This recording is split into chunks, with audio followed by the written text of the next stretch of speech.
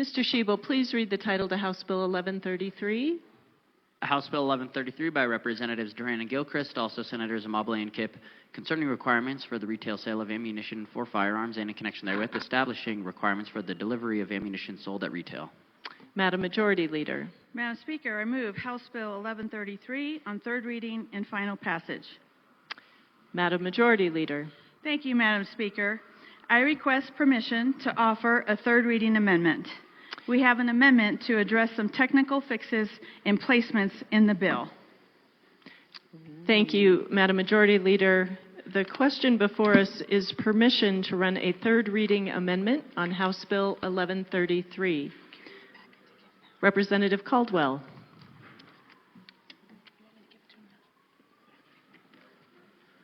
Thank you, Madam Speaker. So this amendment addresses the amendment that I ran on second reading, where we exclude rimfire ammunition, which is a good amendment. This new amendment, just cleans it up, and so it just makes one big reference that applies to the entire bill. So I'm in favor of this. Thank you. Seeing no further discussion, the question before us is permission to run a third reading amendment on House Bill 1133. Mr. Schiebel, please open the machine and members proceed to vote. Oh, sorry, folks. We're going to pause for one moment. The amendment has not been properly displayed. Oh, sorry. My bad. I'm getting ahead of myself. Mr. Schiebel, please open the machine. It is. Please vote.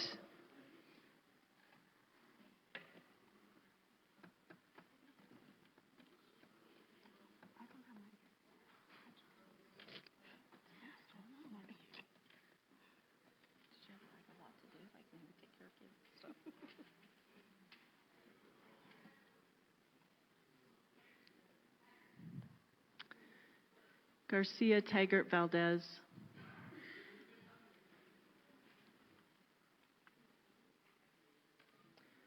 Please close the machine. With 56 aye, 5 no, 4 excused, permission to run a third reading amendment is adopted. Madam Majority Leader. Thank you, Madam Speaker. I move Amendment L046 and ask for it to be properly displayed. 047. Madam Speaker, I move Amendment L047 and ask that it be properly displayed. It is properly displayed, although a little blurry. Perfect. Thank you. Please proceed.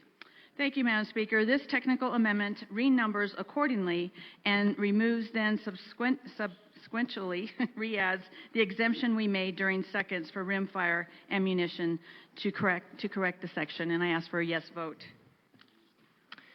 Seeing no further conversation, the motion before us is the adoption of L047 to House Bill 1133. Mr. Schiebel, please open the machine and members proceed to vote.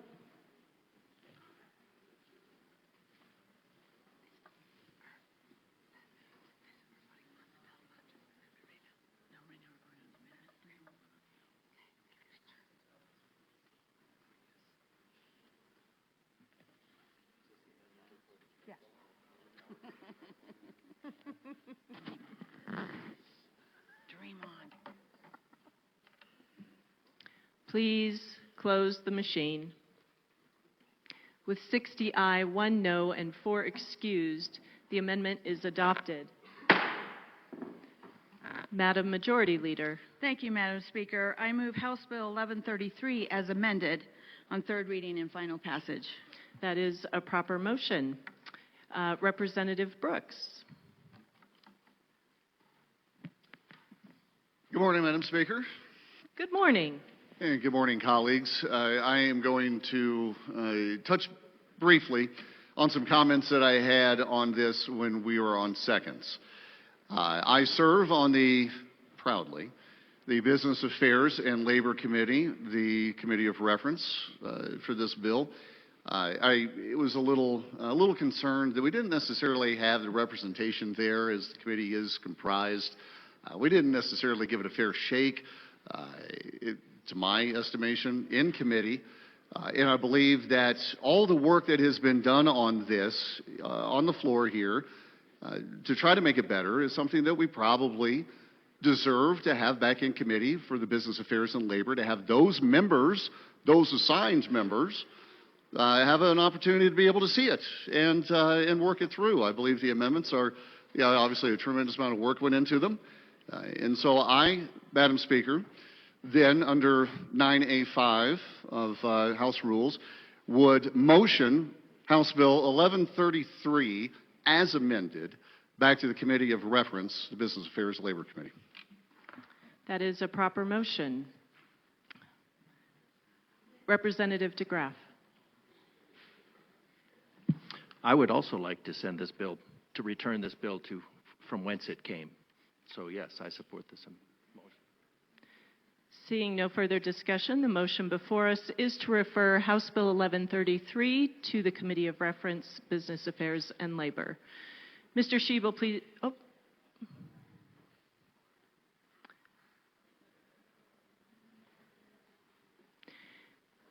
Mr. Schiebel, please open the machine and members proceed to vote.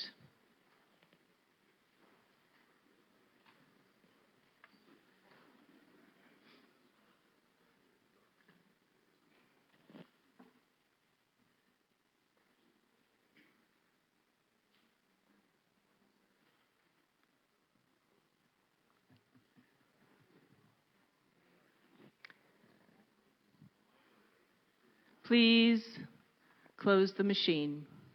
With 22 aye, 39 no, and 4 excused, the motion is lost. Representative Armagost. Thank you, Madam Speaker. So we are back with this one again to really discuss what direction we're going and why we're going in this direction. I think the most concerning thing to me is that we talk about amnesty in this state.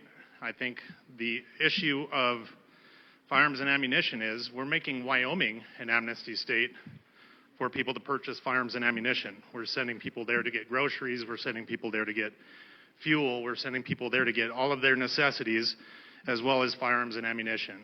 I'm sure the governor of Wyoming appreciates us. I'm sure the taxpayers of Wyoming appreciate us.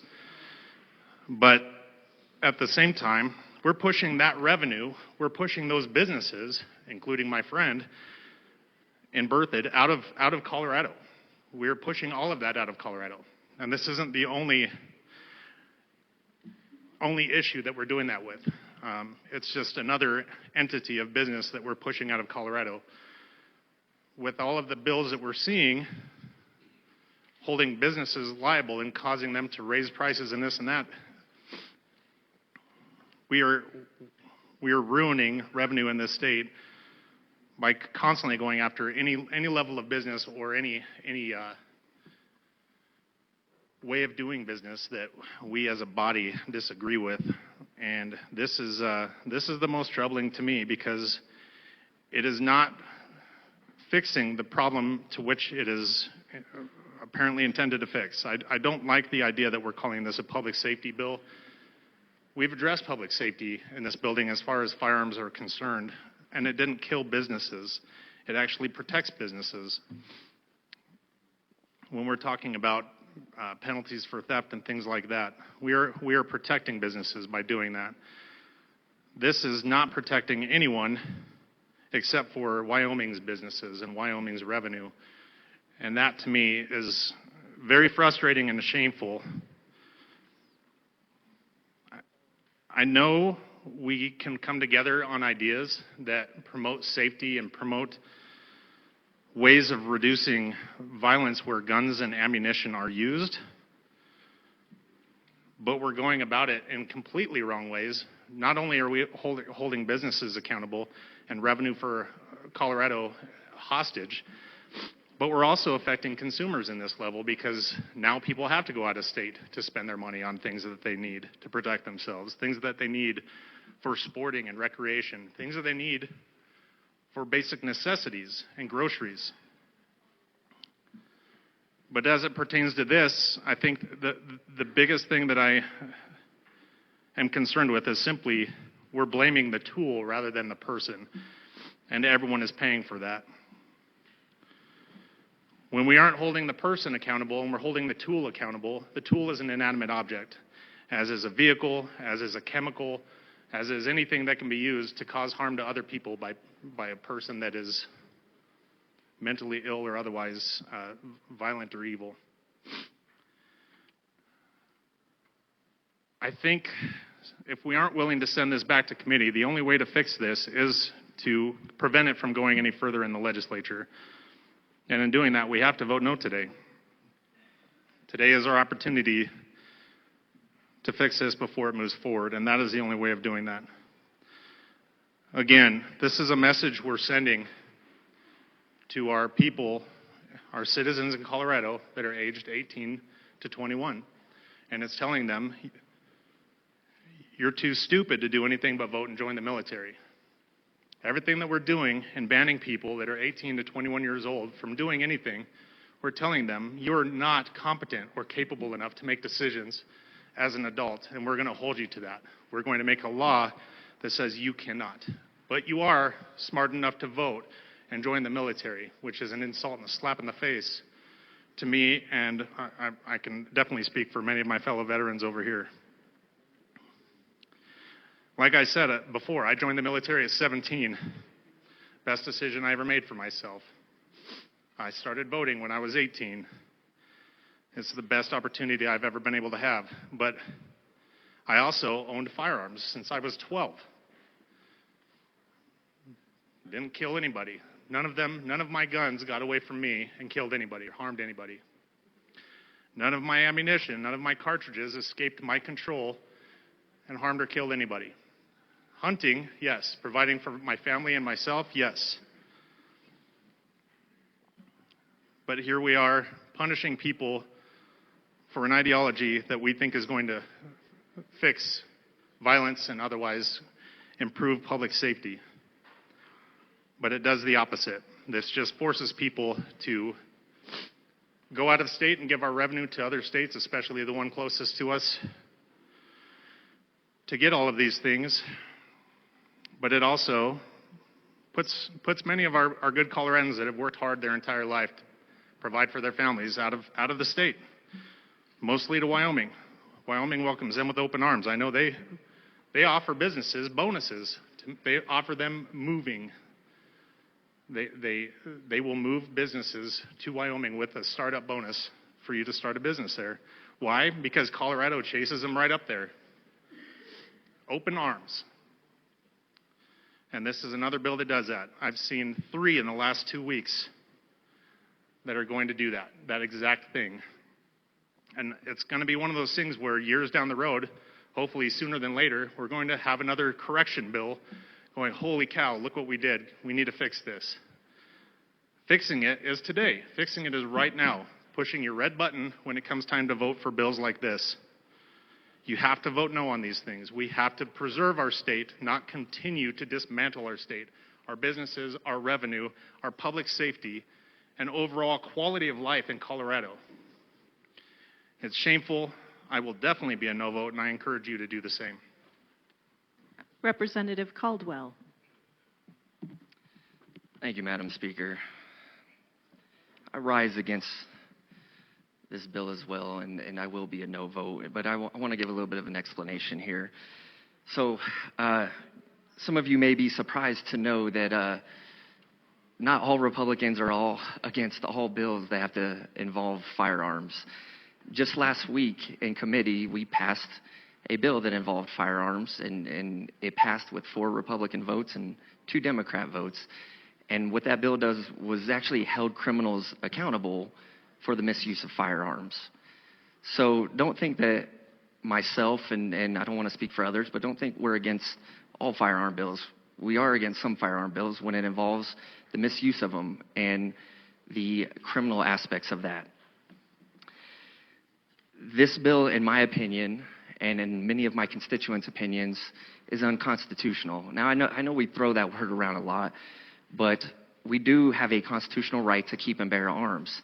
Now, this bill targets ammunition, and what I ask you is, what is a firearm without ammunition? It's just a piece of metal. So when we say this is unconstitutional, that's exactly what we're talking about. We're saying that if you have a constitutional right to keep and bear arms, you also have that constitutional right to have the ammunition for that firearm, because without the ammunition, the firearm is nothing. It's just an inanimate object, which it is either way, but it's useless without the ammunition.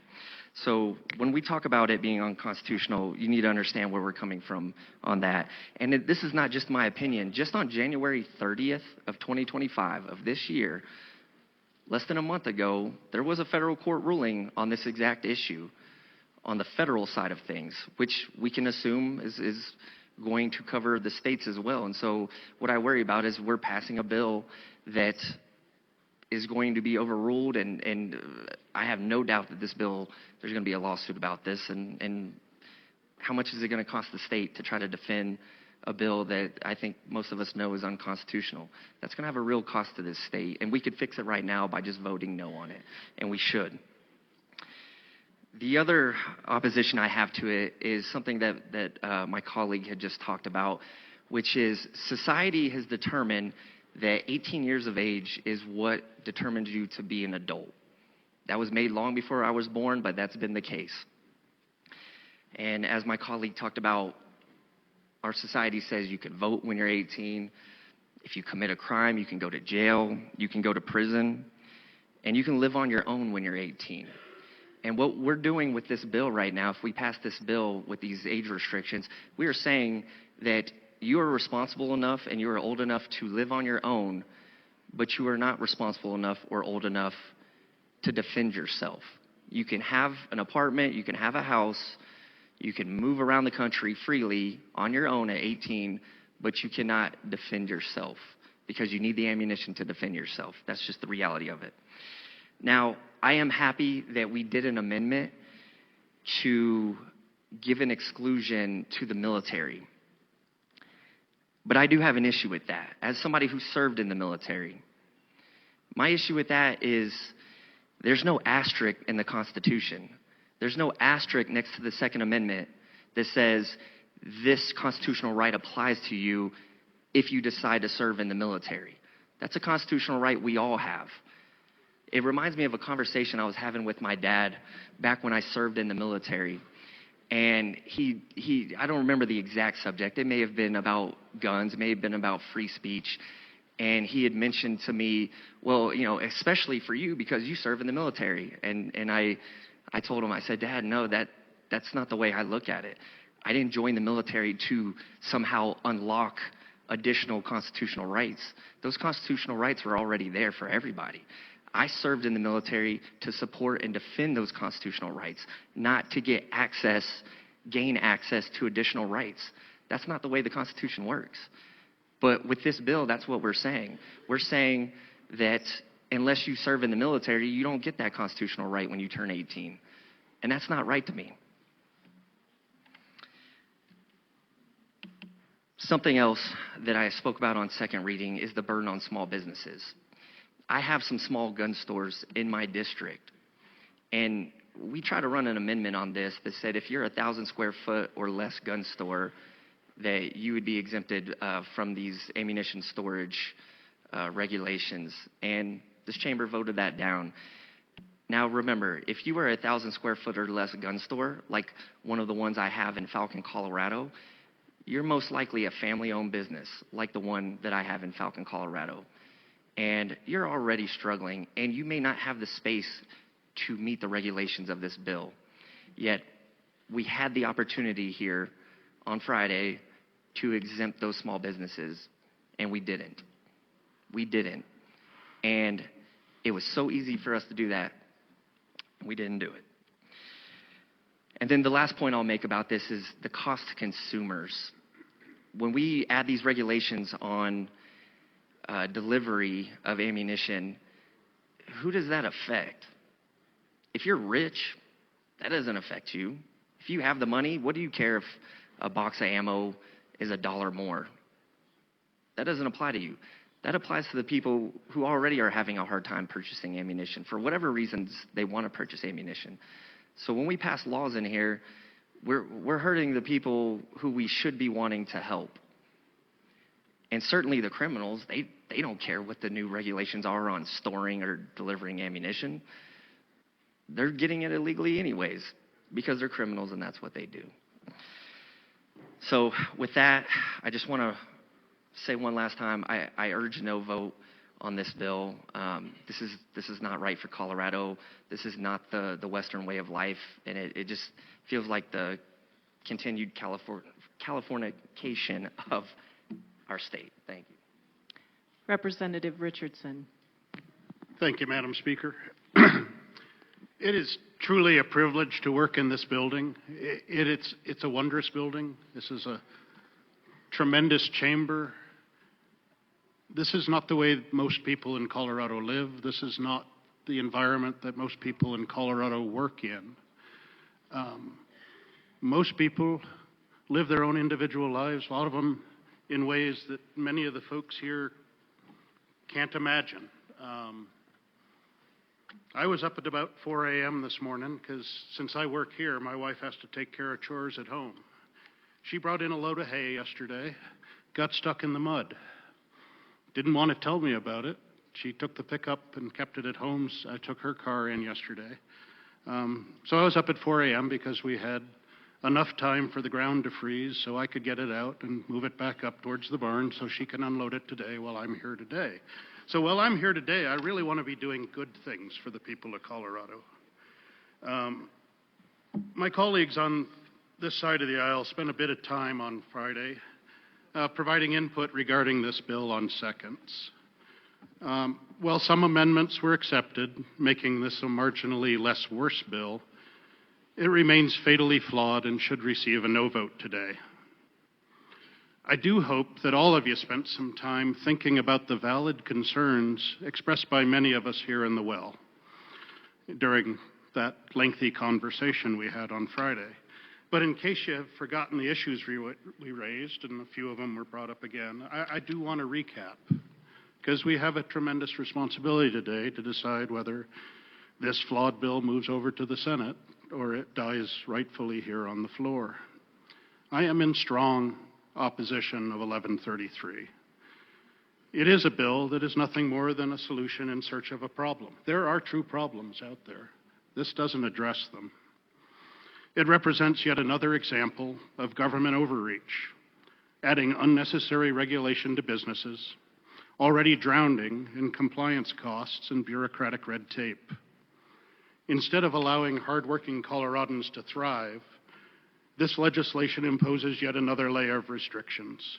Restrictions that will do nothing to solve the real problems, but will certainly create new ones, and we'll be back looking at other bills trying to fix those problems in the future, I have no doubt.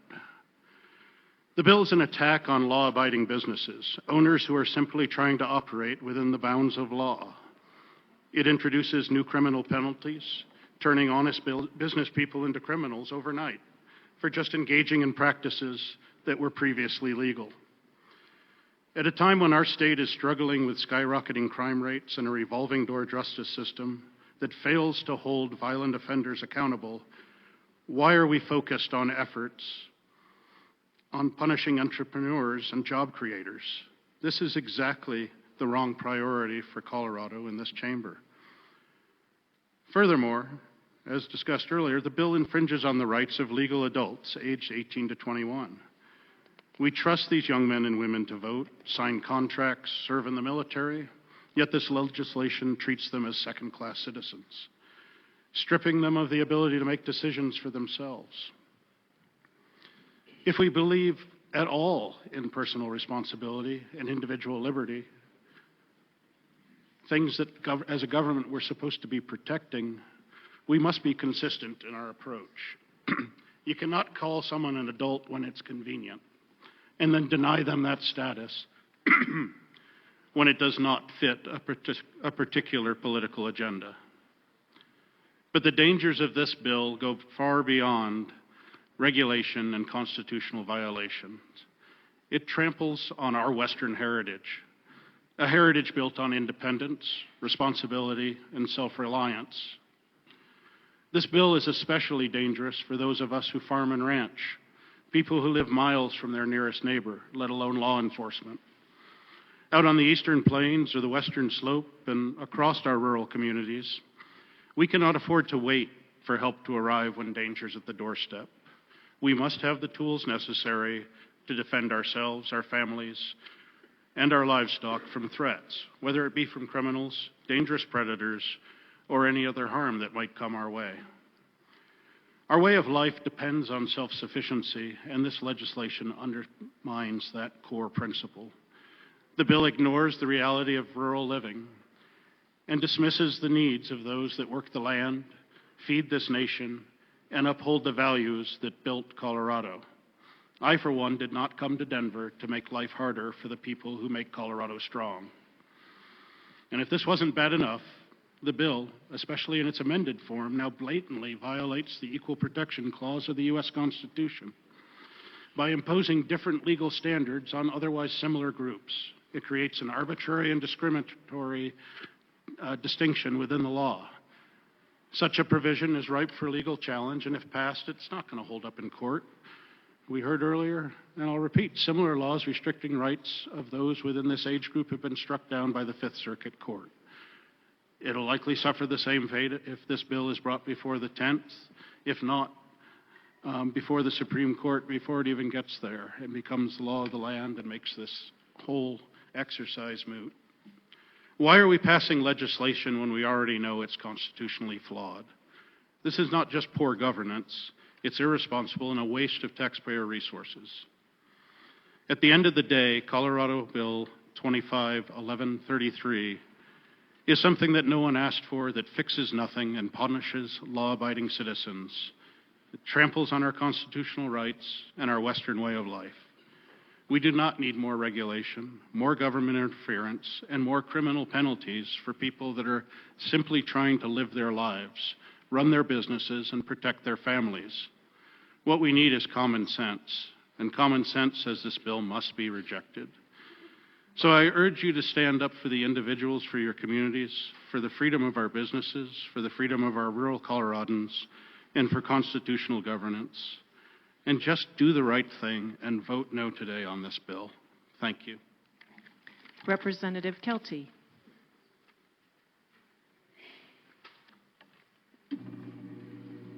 Thank you, Madam Speaker.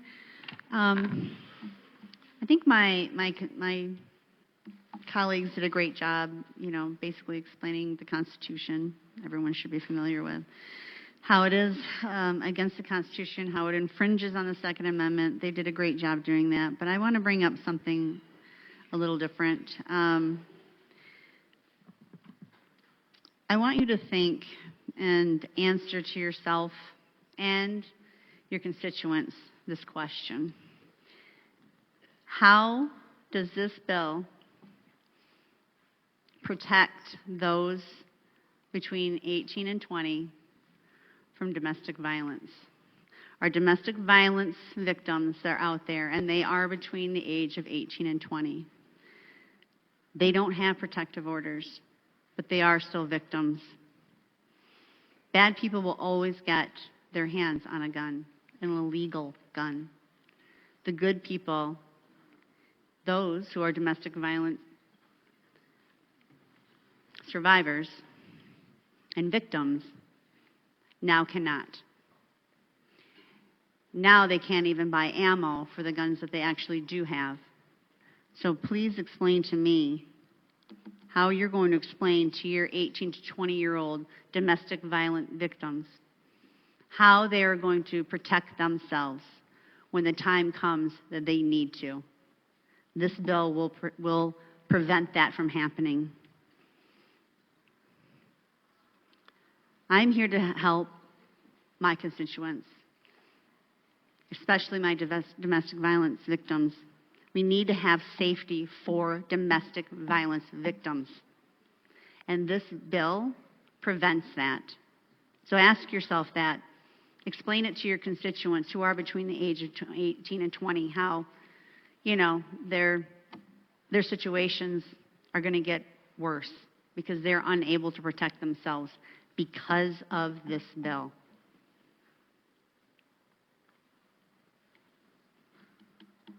I ask for your no vote because we've got to protect those who are most vulnerable. and this bill is taking that away from them. Representative Garcia Sander. Thank you, Madam Speaker. Good morning, everyone. It's good to see you. I'm going to keep this short and sweet. One of the most surprising things that I found, people have asked me, what do you like most about your new job, and what have you found most interesting, most surprising? One of the most surprising things has been talking with former Democrat lawmakers who have now become lobbyists or CEOs or advisors, and they ask me about bills that we're hearing, and they reflect and share their thoughts.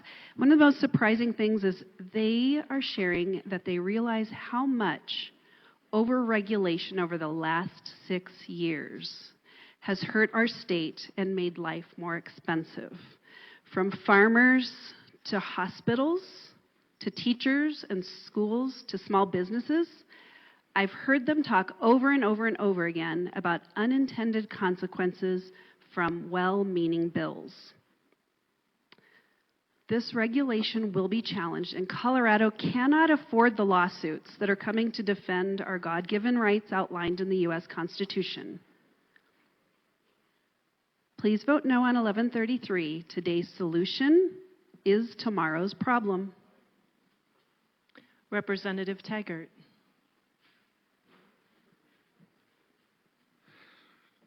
Thank you, Madam Speaker. It's an honor to serve with you. It is an honor to serve with you.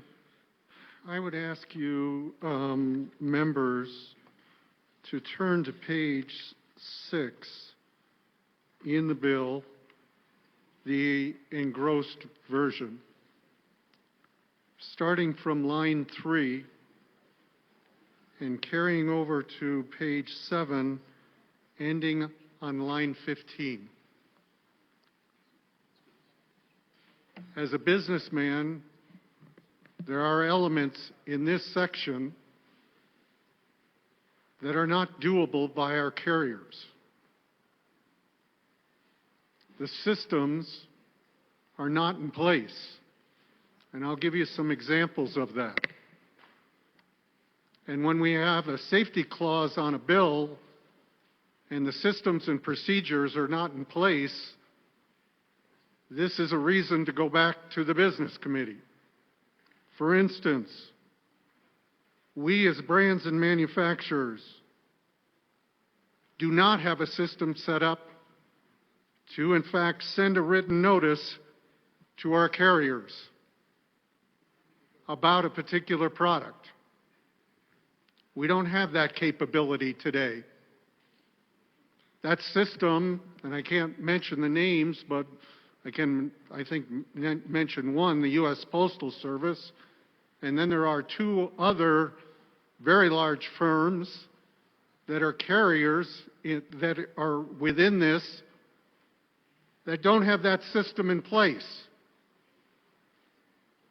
Likewise, those very same carriers, when you get down to line 21, they don't have a system in place to verify that somebody is 21 years of age, and they certainly don't have something in place from the standpoint of getting a photograph and verification of that documentation. So we are in effect with this bill, from a business standpoint, using a safety clause, asking our businesses and our carriers to do something that they presently cannot do. So what's going to happen? They're going to refuse to do this because they're not going to take on that liability. Even though there's a phrase in here that says, if in fact the original vendor of the ammunition does not give written notice, they're off the hook.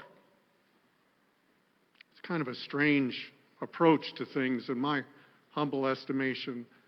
I bring this to your attention that we've got to be careful when we craft bills that they have to be able to be implemented.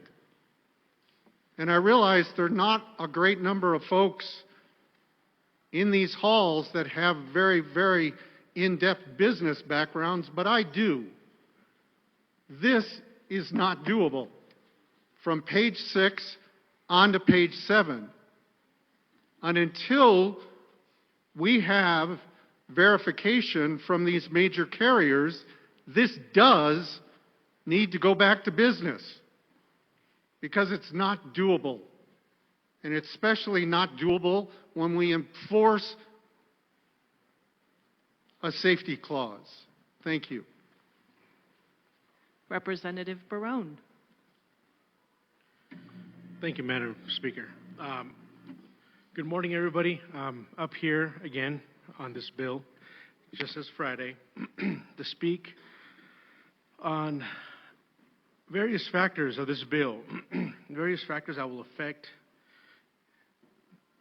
the Constitution, businesses, and the freedoms that a lot of people here in this country enjoy, especially this state. You've heard this morning and Friday of all these factors and in detail. They have a lot to do with the people that we're representing. The whole state cannot be held to the same standard as different areas of the state. I mean, we have mountain communities, suburbs, rural, plains. We even have a desert.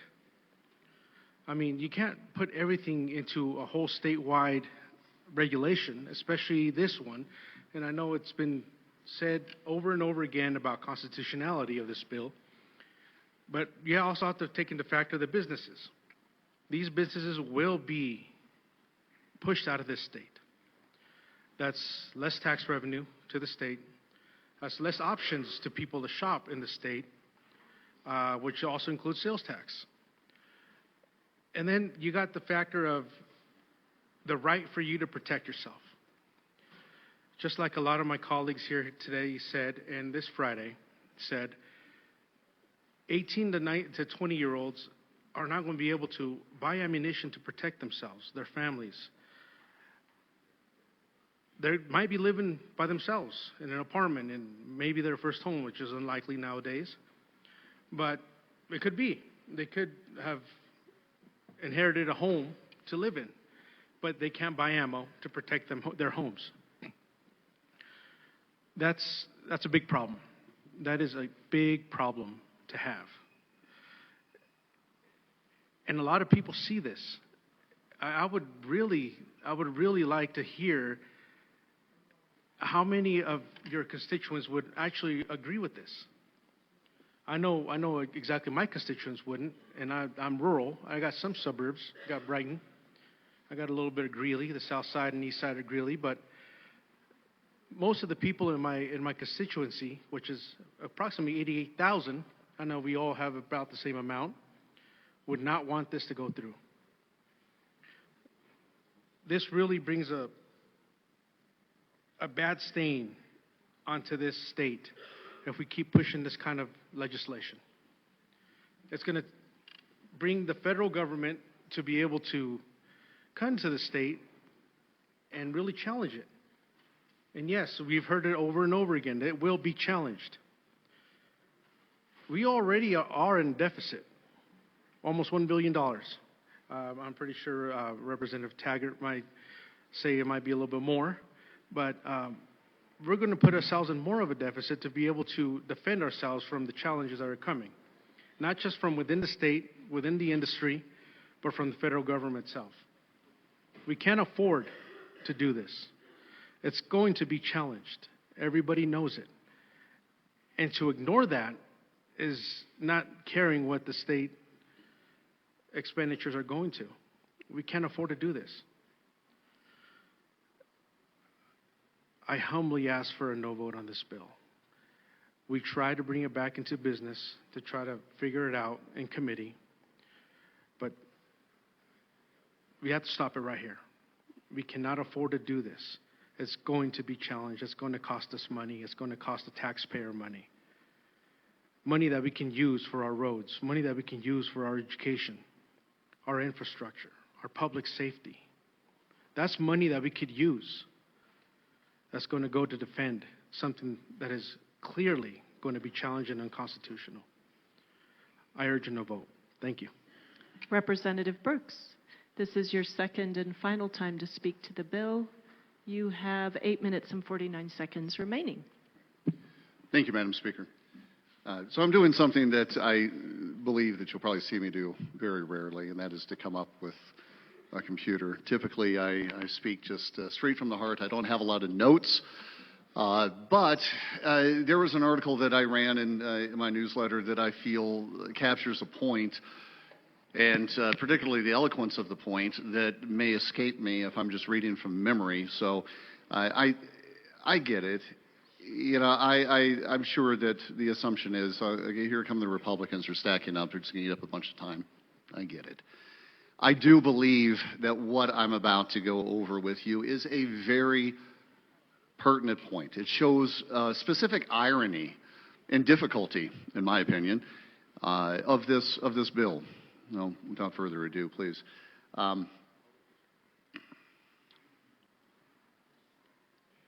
You know, as a staunch defender of God-given and constitutional rights and a representative of the people, I find it deeply troubling, not just because 1133 is challenging God-given and unconstitutional rights, but because a bipartisan amendment, if you remember, that happened right here, was added to the bill that exposes a fundamental truth that simply cannot be ignored.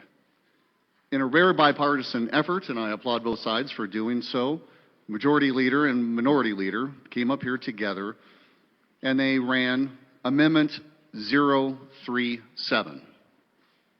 It's a good amendment on the surface. This amendment carves out an exemption for individuals under the age of 21 who are identified as protected persons in a protection order. Now you say, really, you're going to argue against that? No, not particularly, but I think it's the irony of this that's important and what I would like you to hear me out on.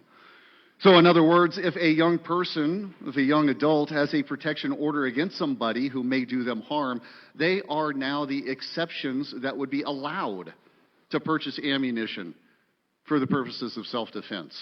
This amendment, while intended as a compromise, and one that I do recognize the bipartisan spirit of, actually highlights the very principle the Second Amendment was written to uphold, the right to self-defense. If we, all of us in this room, as lawmakers, can recognize that a person under the age of 21 years of age has the right to defend themselves when facing a credible threat, then why are we stripping that exact same right away from every other law-abiding young adult? The logic here is truly inescapable. The authors of 1133, by agreeing to this amendment, are tacitly admitting that self-defense with a firearm is a legitimate and necessary right. Think about it. That amendment legitimizes the need to defend one's self from both sides of the aisle. If this right is valid for somebody under a protection order, it is just as valid for any young adult who wishes to exercise their right to self-defense. It's not just an amendment that infringes upon God-given rights, it's bad policy. There is no evidence, remember I talked about this, that I asked at the very beginning of the committee. I said I really would like data. Please show me the data. The data was never shown because data does not exist. There's no evidence that restricting ammunition sales to adults age 18 to 20 reduces crime in any manner whatsoever. In fact, the data shows that violent crime has risen in Colorado since stricter gun control measures were implemented over the past decade. Criminals, by definition, will not follow the law. They will not be deterred by this bill. The only people impacted are law-abiding citizens who wish to exercise their constitutional rights. The Second Amendment was never about just simply sport hunting or shooting. It's also about ensuring that individuals can protect themselves, their families, and their freedoms. 1133 infringes upon that right, if not outright tramples upon it. While this final amendment offered by the Democrats and agreed upon by minority party as well, proves why the right exists in the first place. If self-defense is a valid reason for one group to retain access to ammunition, it is a valid reason for all law-abiding citizens. Let's please not allow emotion and posturing to erode away the rights that protect all of us. I urge my colleagues and constituents to see this bill for what it truly is, an infringement upon rights and an ineffective solution to the challenges that we face. Let's draft legislation around those. We need to focus on holding criminals accountable, not disarming responsible citizens and stifling their God-given right to self-defense. As I imagine you probably guessed by now, I urge a no vote. Thank you. Representative Johnson.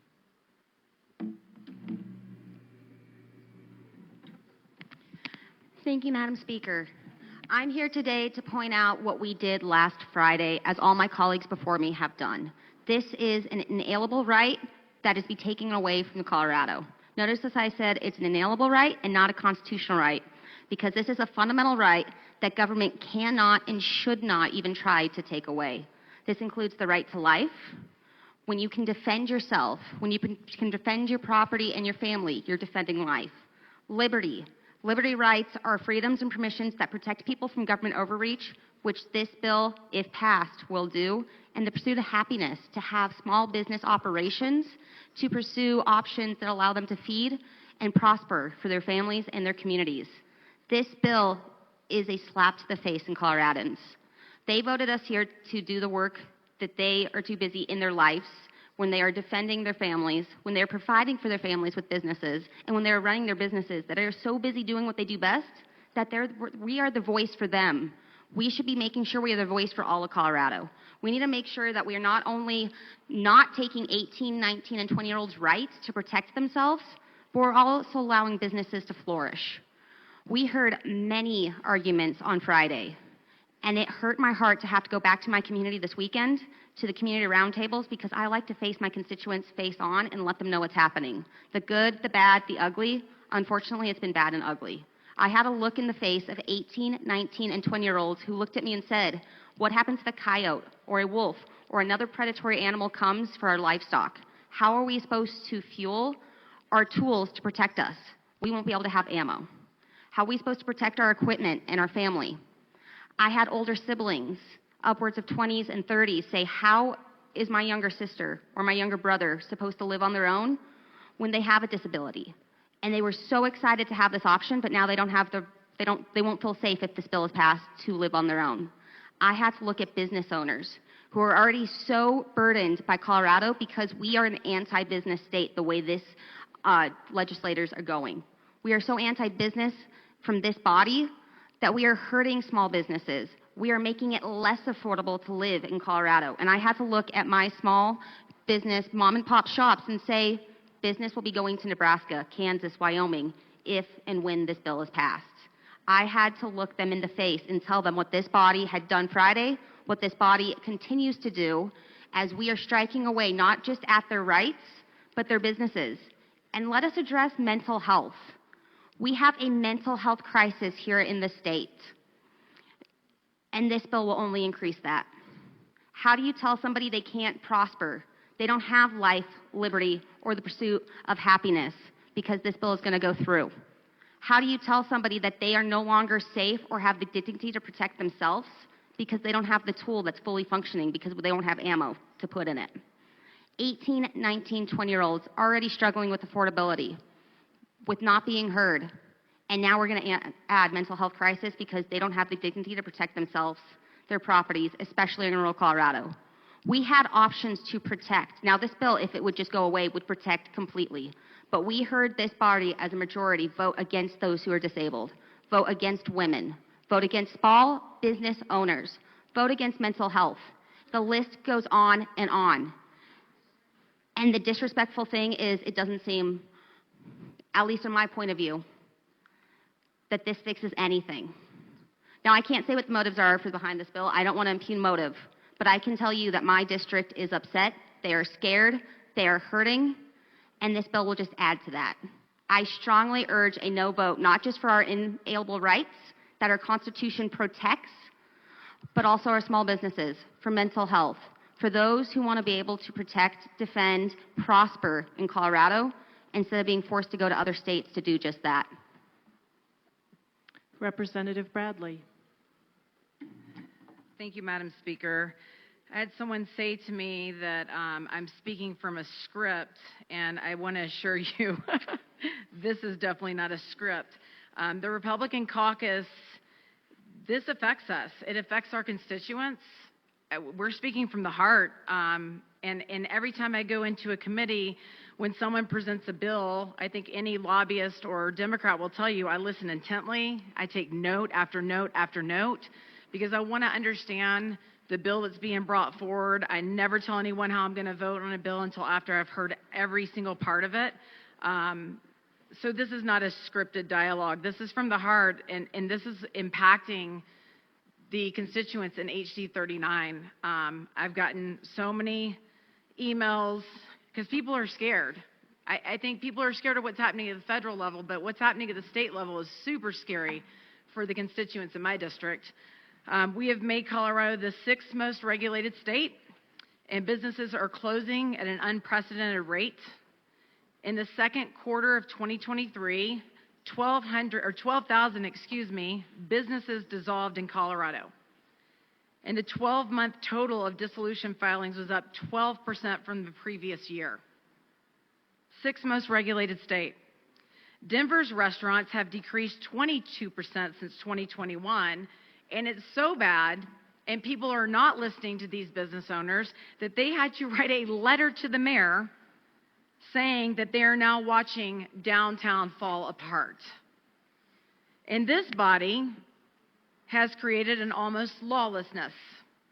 We have waitresses, hostesses, other young people ages 18 to 20 working late at night who will not now have the right to purchase ammo to protect themselves in a state that we have created to be ridden with crime. I have heard it many times. Criminals will still find ammo, and this bill does nothing to curb that crime. Instead, it comes after law-abiding citizens who have been given the constitutional right to defend themselves without restriction. I told you guys this the other day. We have been designated the 3rd least safe state in the country.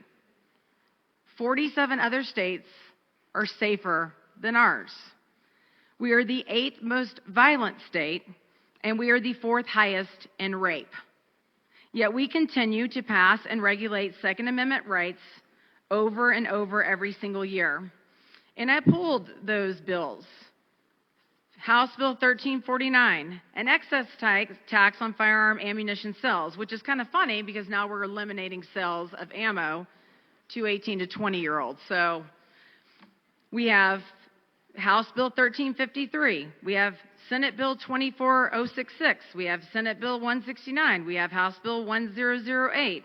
We have House Bill 1219. We have House Bill 1353, House Bill 1348, House Bill 1008. These are bills affecting the firearm industry, regulations on businesses, economic effects that will cripple businesses. And we just continue to go. And for what? And that's why I come down here. What do all these bills do to help crime in our state? Because we continue to increase. I mean, where do we go from here? I guess we could be the worst state as far as crime. I guess instead of being the 8th most violent state, we could be the 6th most violent state. Maybe instead of being 4th highest in rape, we could be 1st highest in rape. I mean, we're not far off. So all of these bills, I mean, we've got 3 pages of bills that this body continues to legislate on law-abiding citizens that continue to escalate crime. And at some point, you have to ask yourselves, if we don't put criminals in jail and we keep going after law-abiding citizens, these rates will continue to increase. You're not going after the people committing the crimes. You're going after me and my husband and my children and the people in my district that want to be able to defend themselves and their property. Because if you weren't going after us and you were putting criminals in jail, we would become a safe state. But that doesn't seem to be the motive. And for women who continue to be victims of crimes, this is unfair, and I'm sorry. It is unfair for us as a body to legislate onto 18 to 20-year-olds their ability to protect themselves while not locking up violent offenders. I have a bill coming to protect children. We're not protecting the victims in this state. We have to look at this at some point. We have to come back to the table and say over 20 bills and our crime rate continues to rise. I mean, do we just lock up the guns from law-abiding citizens and just watch complete lawlessness? I don't know. For women, we have heard a gun is the greatest equalizer. I own many guns. I feel very protected. We hear story after story of people coming and saying that guns killed them and things like that, and I have empathy for those people, but we also hear stories of women who defended themselves against rape, against an armed robbery, were able to defend their families against an attacker. So you don't get to play one story off the other. Guns help us defend ourselves. We've heard stories that simply brandishing a gun stops almost 500,000 to 3 million crimes a year. So I'll tell you that more guns don't mean more violence. I would argue that more guns mean less violence. If we stop 3 million crimes a year just by pulling out a gun, that should say a lot to diminish the statistics from the other side. And let's talk about crimes involving female victims. And this is not diminishing the men that deserve to be able to defend themselves or the disabled community. But as a woman, I feel like I should come up here and talk to the other women in the caucuses. Statistics on crimes involving female victims ages 18 to 21 can vary depending on the source. Uniform Crime Reporting Program managed by the FBI. This program collects data on crimes reported to law enforcement agencies across the country. National Crime Victimization Survey conducted by the BJS. This survey collects data on personal and household victimization through interviews with a nationally representative sample. General trends. Violent crime. Women aged 18 to 21 are often at higher risk for certain types of violent crime, including sexual assault and intimate partner violence. Sexual assault. This age group is particularly vulnerable to sexual violence. According to various studies and reports, young women in this age range experience higher rates of sexual assault compared to older age groups. Intimate partner violence. Women aged 18 to 24 generally experience the highest rates of intimate partner violence, which includes physical violence, sexual violence, and stalking by a current or former intimate partner. Specific statistics. While specific statistics for the exact age range of 18 to 21 can be challenging to isolate, here are some general findings. Sexual assault, according to the National Intimate Partner and Sexual Violence Survey, young women aged 18 to 24 experience the highest rates of rape and sexual assault. And again, we are the fourth highest state for rape. And now we are going to take the people that are the most criminalized and continue to tie their hands behind their backs. Intimate partner violence, the NCVS and other studies have found that women, particularly those aged 18 to 24, are at a higher risk of experiencing intimate partner violence compared to other women. So why do we continue to push bills that will create more victims? I ask myself that every day I come into this building. When will we aim bills at protecting victims and keep Coloradans safe? Let's get back to public safety. And I asked my husband, who's been a gun owner probably since he was... Representative Bradley, you have 1 minute remaining. Thank you so much for that. What is the qualitative difference of those in the armed forces between the ages of 18 to 20 and my 4 boys who have grown up respecting and shooting guns and hunting? So because my kids might not choose to join the armed forces, they don't get to defend themselves. Criminals will get guns and ammo, no matter how many hundreds of gun regulating bills we pass, and they will always have the upper hand, especially against my kids. Gun rights are women's rights. Gun rights are human rights. And we have the right to defend ourselves and property without government infringement. And we will continue to fight, especially in my district, against these unconstitutional bills. Vote no on this horrible legislation. Thank you. Representative Hartsook. Good morning. Thank you, Madam Speaker. Good morning. Since the dawn of time, we've had tools and weapons. Throughout history, they've been used for defense, offense, food, gathering, survival. They are a tool. In today's modern age, ammunition is a part of that tool. It's a component to multiple things that go hunting, sport shooting, self-defense, armed forces, all over the place. Tools are moved around. Tools can do a variety of things. You can do good things, you can do bad things. You can build a house properly with a hammer, or you can build it horribly. That's not the fault of the tool, that's the fault of the person that is wielding it. Throughout Colorado here, we have numerous 4-H clubs around the state. Most of those clubs have shooting groups that are within them. My son used to participate in some of them, and I have lots of friends that had their kids throughout junior high and high school that were in the 4-H shooting clubs.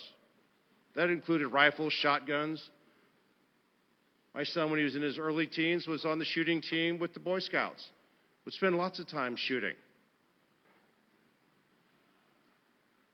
Businesses in this state provide those products, provide those tools.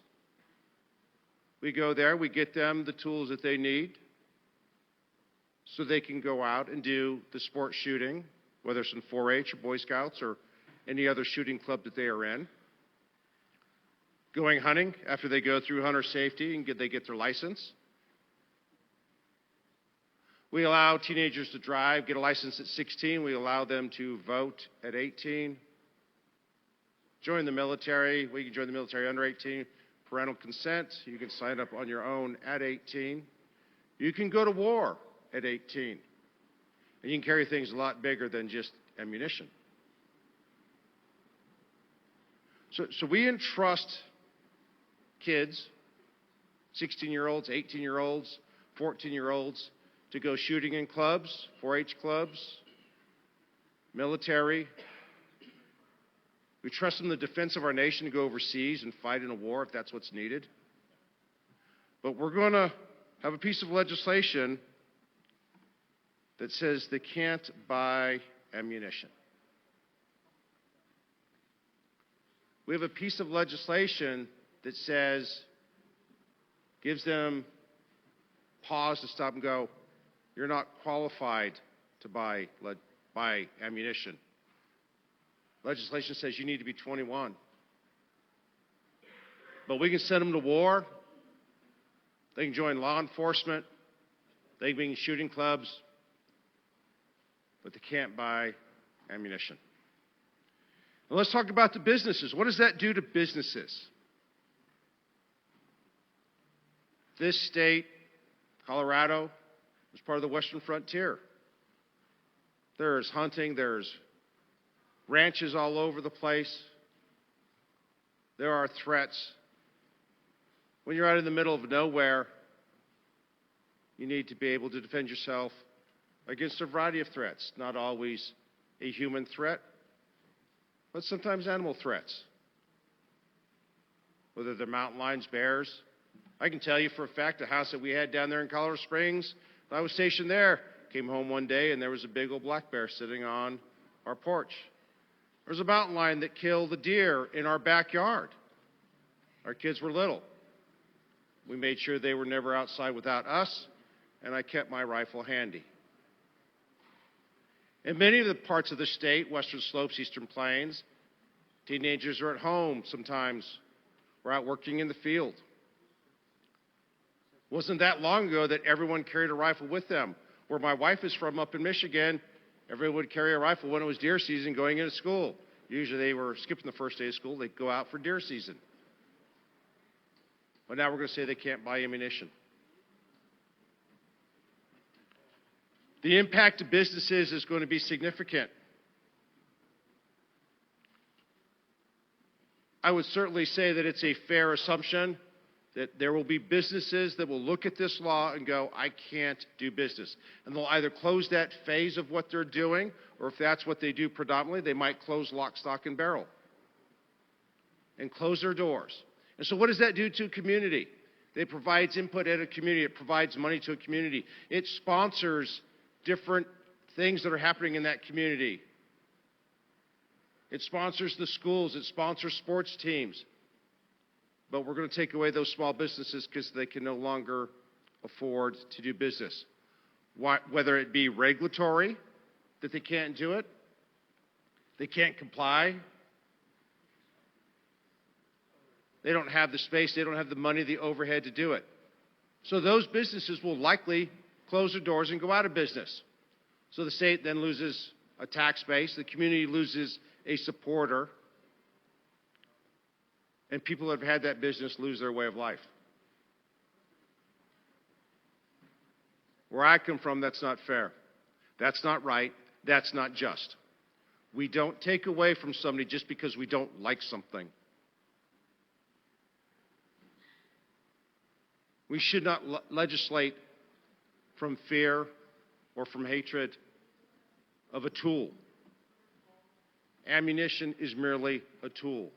It's part of a system. It goes together with the weapons that can be used for hunting, sport shooting, 4-H clubs, all kinds of things, not to get into the whole self-defense realm. But there's thousands of things that we do in this society that involves ammunition. We do testing. People that sometimes go into forensics with law enforcement study the ballistics of what certain rounds do. They do that by shooting them over and over. And usually they get an interest in them at a young age. They study, how does that ballistics work? When you do competition shooting, you compare, you usually start young, the different types of ammunition, the different weights of how you want to shoot. Last week when I was up here talking, I go into the gun store and I will compare the ballistics and the price of ammunition to see will it achieve what I need it to do, whether it's hunting, going out on the range, whether I'm shooting at 200 yards, 400 yards. I used to shoot further, but my eyesight's not as good anymore, so I don't hit the 600, 800 yard targets anymore. But I used to pick out the ammunition to do that. And I need to be able to compare and see what I'm looking at. My kids were always interested in doing that with me, too. They're always like, Dad, how you hit that target that far away? Lots of practice. And practice comes with buying lots of ammunition and shooting it. This is going to negatively impact our communities, our businesses. It will drive many of them out of business. That will have multiple second and third order effects on that support that goes in that community. There are multiple ramifications to this. And last but not least, this body has passed countless bills, pieces of legislation against gun industry, ammunition industry, possession, types, I mean, you name it. And it doesn't address the violence that's out there because the weapon doesn't do anything. It is the individual that has stolen it, owned it, wants to do something bad with it. No different than the person that deliberately goes flying down the freeway racing at 80, 100 miles an hour. We need to stop criminalizing people that are doing the right things, enforce the laws that we have, Rep. and stop Hartsook, adding you have to 1 them. minute remaining. Thank you so much. I urge a no vote. Representative Weinberg.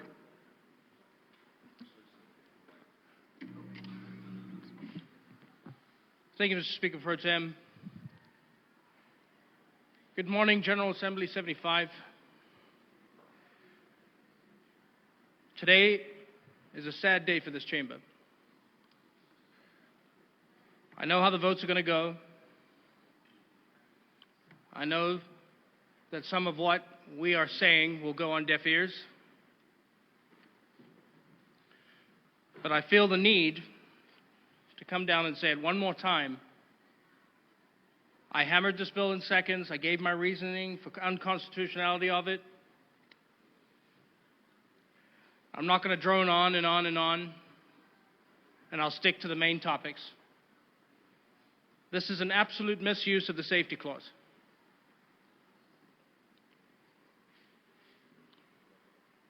We should petition this, and you, as responsible legislators, would kick it back to the people to give them an opportunity to put it on a ballot. My second point, all the gun shops in my city will effectively be put out of business.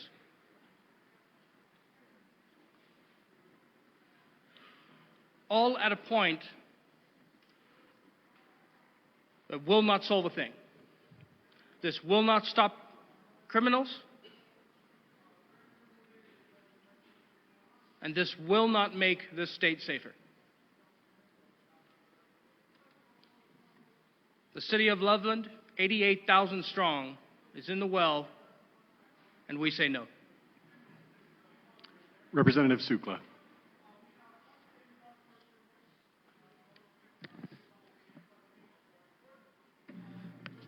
Thank you, Mr. Speaker Pro Tem. I didn't think this thing could go any lower, but I thought the lowest it went was with Representative Byrd.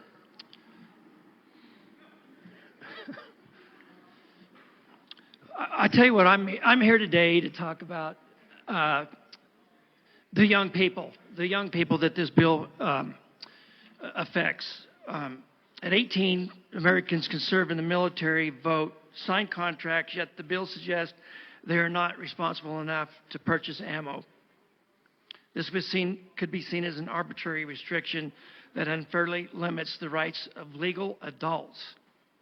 If ammunition is harder to access legally, some individuals might resort to reloading their own ammo, potentially leading to safety risks due to improper handling of gunpowder and primers. If the justification is that we're not mature enough, why is this logic not applied to voting, military service, or legal contracts? The law unfairly picks and chooses which rights young adults can exercise instead of treating them as full citizens. This bill disarms young adults while still holding them accountable as full-fledged citizens. If they are trusted to vote and serve in the military and pay taxes, they should also be trusted to exercise their Second Amendment rights.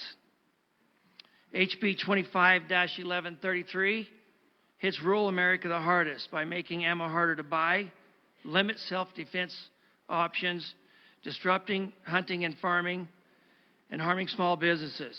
It creates unnecessary barriers for law-abiding citizens while doing little to prevent crime. Now I want to talk about women. It disarms young women at an age when they are gaining independence and may need to protect themselves from crime, abuse, or dangerous situations. It creates unnecessary barriers for law-abiding women while doing nothing to stop the criminals. Now I want to talk about the tribes. I have the Ute Mountains, Southern Ute, and the Ute Mountain tribes where I live. They are a sovereign nation. They are allowed to hunt on all of the Forest Service lands, the San Juan Forest, which is 1.2 million acres. And as soon as they step off of that reservation, they are going to be illegal. The Native Americans that were here first. And now I want to tell a story about what happened to me. Up there in the mountains, I have a ranch at 10,000 feet elevation. And what we do is there's a lot of mice up there. And so we have cats. We call them snowbird cats. We take them up in the mountains in the summertime. We leave them up there in the side room in the cabin. And they stay there all summer, and you don't have any mice. But what you do is you take cat food, and you give them cat food. Well, I made a mistake, and I took the cat food, and I stuck it on the outside wall. And so one night, I'm staying the night in my cabin, and which my daughter stays, and her friends stay in that cabin a lot of times. And I hear a roof, roof noise. And what had happened was a bear had dug, it's a dirt floor on the side room of the cabin, and a bear had dug underneath the wall of the cabin and got in that side room because they have a very good sense of smell, and it smelt that cat food. And it got in there, and it was eating that cat food. And so there's no windows going outside the front door of that cabin. There's one way in and one way out, except for that side room. And once a bear breaks into your cabin one time, they never quit. They just keep coming and they keep coming. And so it's 3 o'clock in the morning. I'm sitting there in my underwear. I got a gun, and I'm scared to death. But I got to walk out that door with a flashlight, holding it at the same time with that gun. And I got to protect myself and my cabin because I know that they're not going to stop. I opened up that door, afraid to death, ran out in the middle of the road, and I waited where the hole was, where I seen the hole. As soon as I seen that hole, I watched it for a while, and pretty soon I yelled. The bear stuck its head through the hole, and then it jumped out of the side of my cabin, and it was 10 feet away, and I shot, and I missed it by a mile. And then it took off running, and then it started running back towards me, and then I shot again, and I killed it. That situation right there could be an 18-year-old adult. That happens all the time in rural Colorado. And what this bill is doing is unfairly treating rural Colorado the same as it does over here in the urban area. It's unfair. It's not right. We have different situations. We live differently, and we need to think accordingly when we pass these kind of bills that hurts our young adults, young adults. So this hits me hard. It makes me sick to my stomach, and I wished that we could have some reasoning in this room right here to do the right thing. Thank you. Representative Soper. Thank you, Madam Speaker. I also rise in opposition to this bill and was just sitting here listening to the debate and reasons listed, and certainly am very much compelled on the age side of things. You know, as we think about what can a person between 18 and 21 do in our great state, I mean, they can contract, they can get married, they can join the military, they can die for their country, they can save a life, they can consent to an assault, otherwise known as surgery, they can get a tattoo, they can, the list goes on and on, contract, sue and be sued, form a business. They can even own a firearm, and to say that they can't purchase unless they fall under one of the exceptions that was listed in an amendment that was added earlier in the process is quite troubling. The bill kind of presumes that someone might have a license to hunt in our state or a hunter's safety card from our state. But what happens if there's an equivalent from another state? The bill doesn't take into consideration that someone might move to Colorado from another state or be visiting in Colorado. I mean, certainly there's the possibility of friends or relatives from another state that would come here. And if those adults who are over 18 who are wanting to go hunting and needing to stop by and buy ammunition, certainly if they are able to, they should be allowed to. I was also reading the part that talks about the shipping. And there's an area that I worry impacts federal law. So as some of you know, I enjoy shooting black powder. And under the definition of ammunition, it talks about it being defined as, and we'll just go back to the definition itself on page 2. Ammunition means ammunition or cartridge, case, primer, bullet, or propellant powder designed for use in a firearm. The term ammunition does not include a shotgun, shot, or pellet not designed for use as the single complete projectile load for one single shot, hull or casing, or an unloaded non-metallic shotgun hull or casing that does not have a primer. The definition here, I feel like, just presumes shotgun. It does not necessarily presume what you would have for black powder with a lead ball, particularly if you have the black powder charge behind that ball. I purchased mine from Italy. They do come, but federal law does require that the shipper has to disclose within the shipping forms in the package that it does contain lead ammunition. So in this particular case, under both federal and even Italian law, they would be required to disclose the contents of that package. But then under this particular bill, it's saying that it cannot be disclosed. So because of that, I feel like we have an equal protection clause violation that's occurring here. Certainly that can be quite troubling when you have to comply with international law, federal law, and then have a state law that is even more restrictive of that. And that's something that I fear could certainly have a troubling impact across Colorado. For those reasons, I will be a no vote. Thank you. Representative Kelty, you have 7 minutes and 30 seconds remaining. This is your second time to speak to the bill. Thank you, Madam Speaker. I feel like we've talked Constitution and talked about that. I don't feel that's actually being cared about, in my opinion. And we talked about domestic violence victims 18 to 20, and I don't believe that's I believe that's being ignored, in my opinion, with this bill. I want to tell you what happened on Friday when I was driving into work, or here. Driving down Logan Street, there was a coyote. And I thought, a coyote in Denver? Oh my gosh. And sure enough, I've got plenty of them around my house. I've got bobcats, I've got mountain lions, I've got bear, I've got everything. But a coyote on the streets of Denver really shocked me.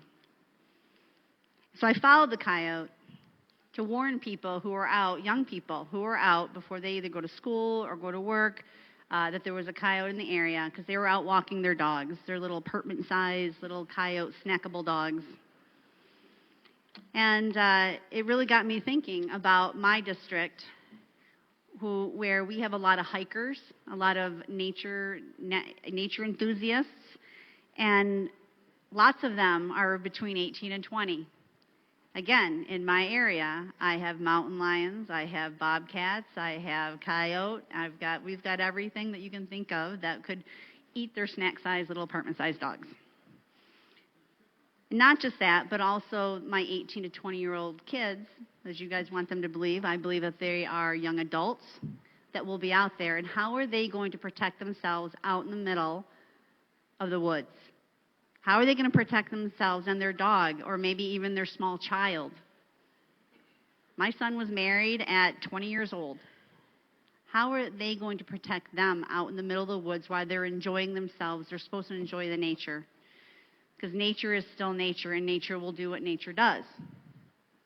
This bill prevents not just domestic violence victims from protecting themselves. It doesn't just go against the Constitution. It doesn't just infringe the rights of every single American in the state of Colorado. But it puts these people who really want to enjoy and love the state of Colorado for exactly what it is, at least in my area, very, very, very natural. It prevents them from being safe from that environment. I'm asking one last time for a no vote on this bill because you're not thinking of everyone. You're only thinking of the people here in Denver. And honestly, that's a shame because I want to keep my people safe in my district. This bill does not do that. Representative Bottoms.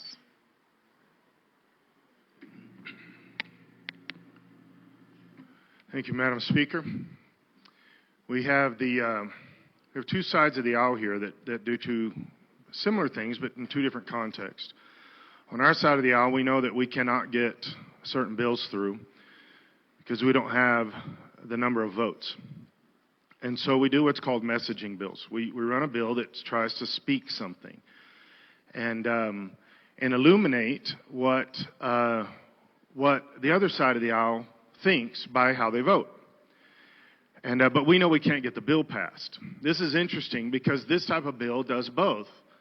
It's going to be passed because we can't stop it, but it's also a messaging bill. We had a bill in committee last night, did the same thing. It basically Representative says Bottoms to the bill before us. Thank you. That basically says that we do not agree with the Second Amendment. We do not agree with the mentality of the Second Amendment, and we're going to do this through ammunition. We're going to do this through through gun infringements or whatever. The Second Amendment still says no infringement. This is an infringement.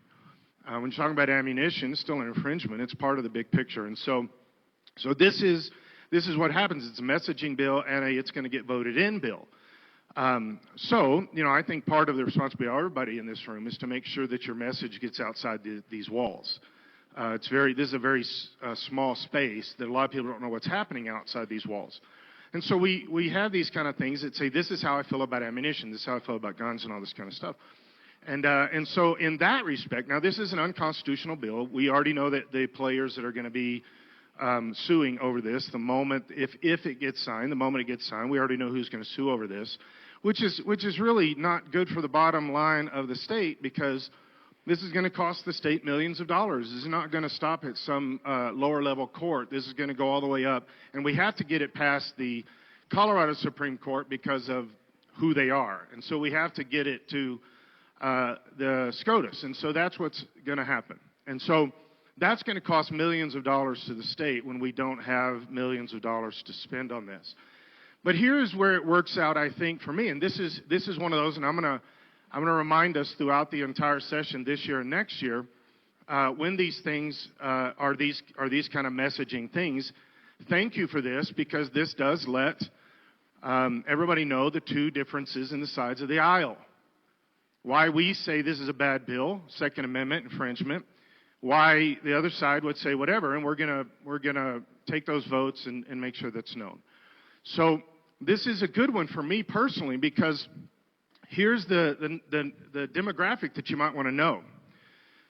Right now, the number one group of people in the United States that are now buying guns, ammunition, obviously you don't buy a gun without ammunition, that are buying guns and ammunition, the number one block of people in the United States that are becoming pro-gun and pro-Second Amendment is females 18 to 25. So thank you for allowing me to be able to verbalize that in this room and outside this room. It's going to give me a lot of mileage. Thank you very much. Representative DeGraff.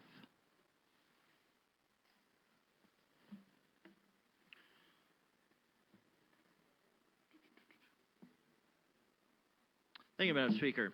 All right, I appreciate the opportunity to speak in favor of our founding, of our Constitution, our glorious founding.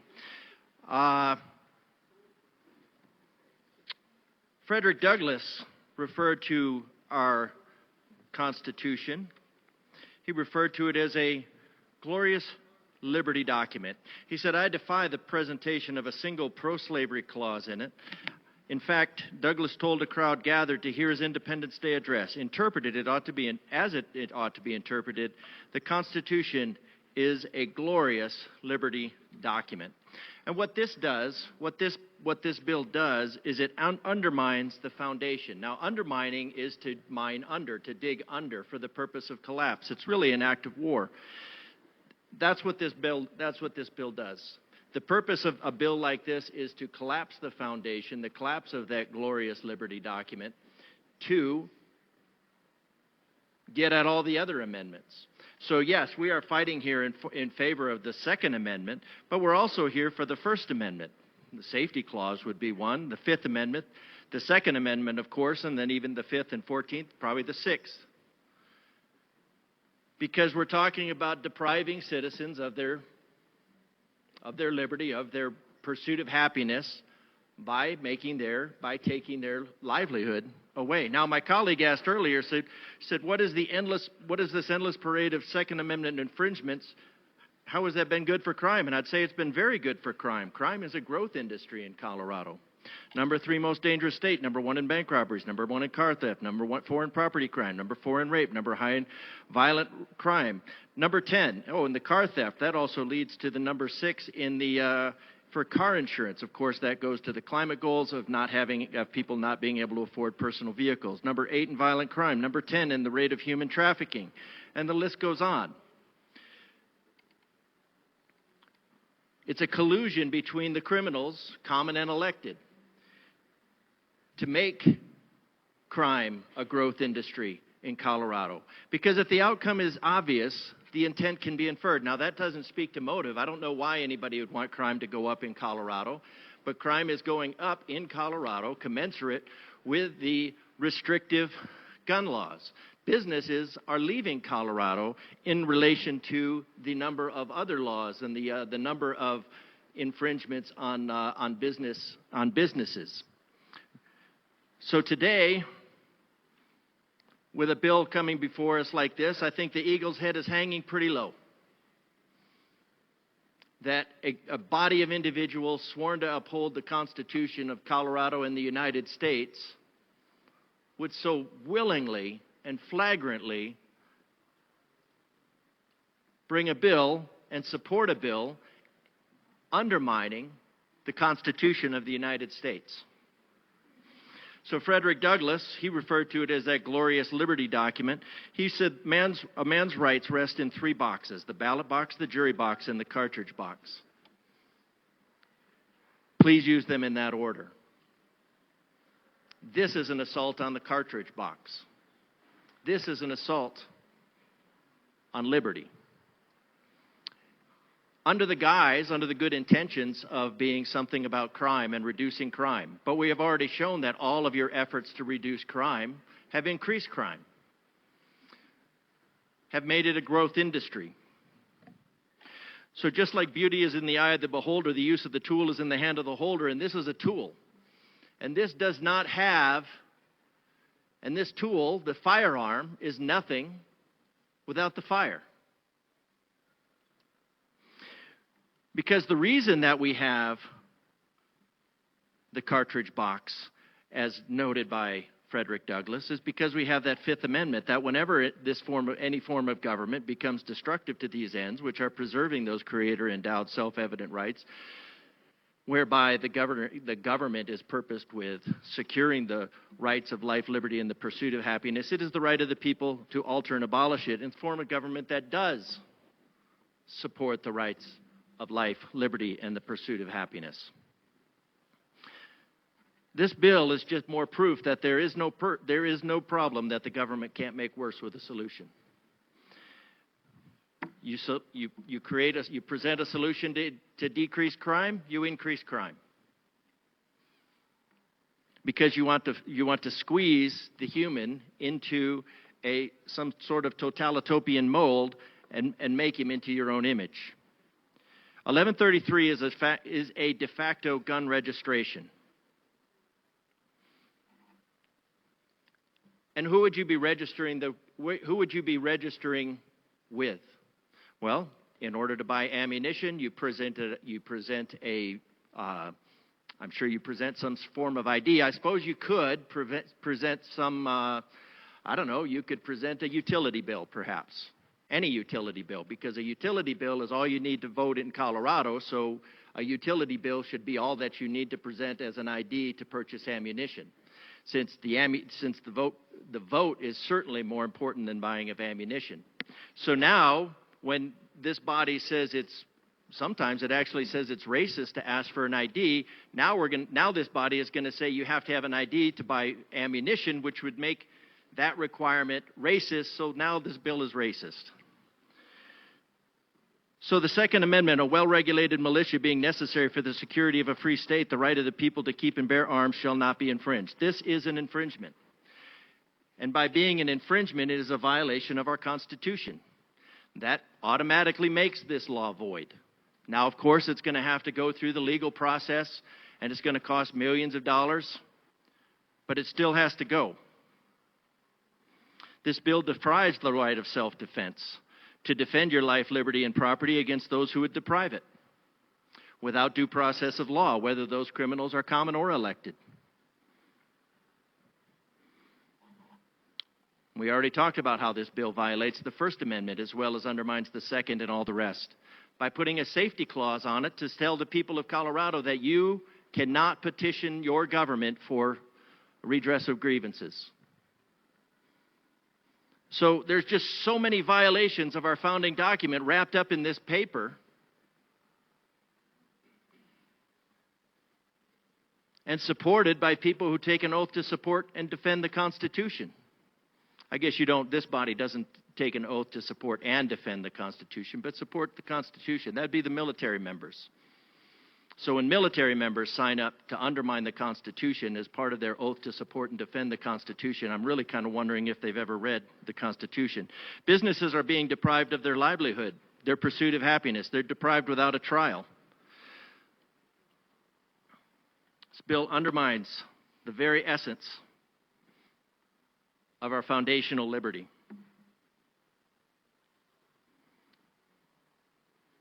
And this is at a time when our governor is filling the state with predators. This makes the Second Amendment ever more important.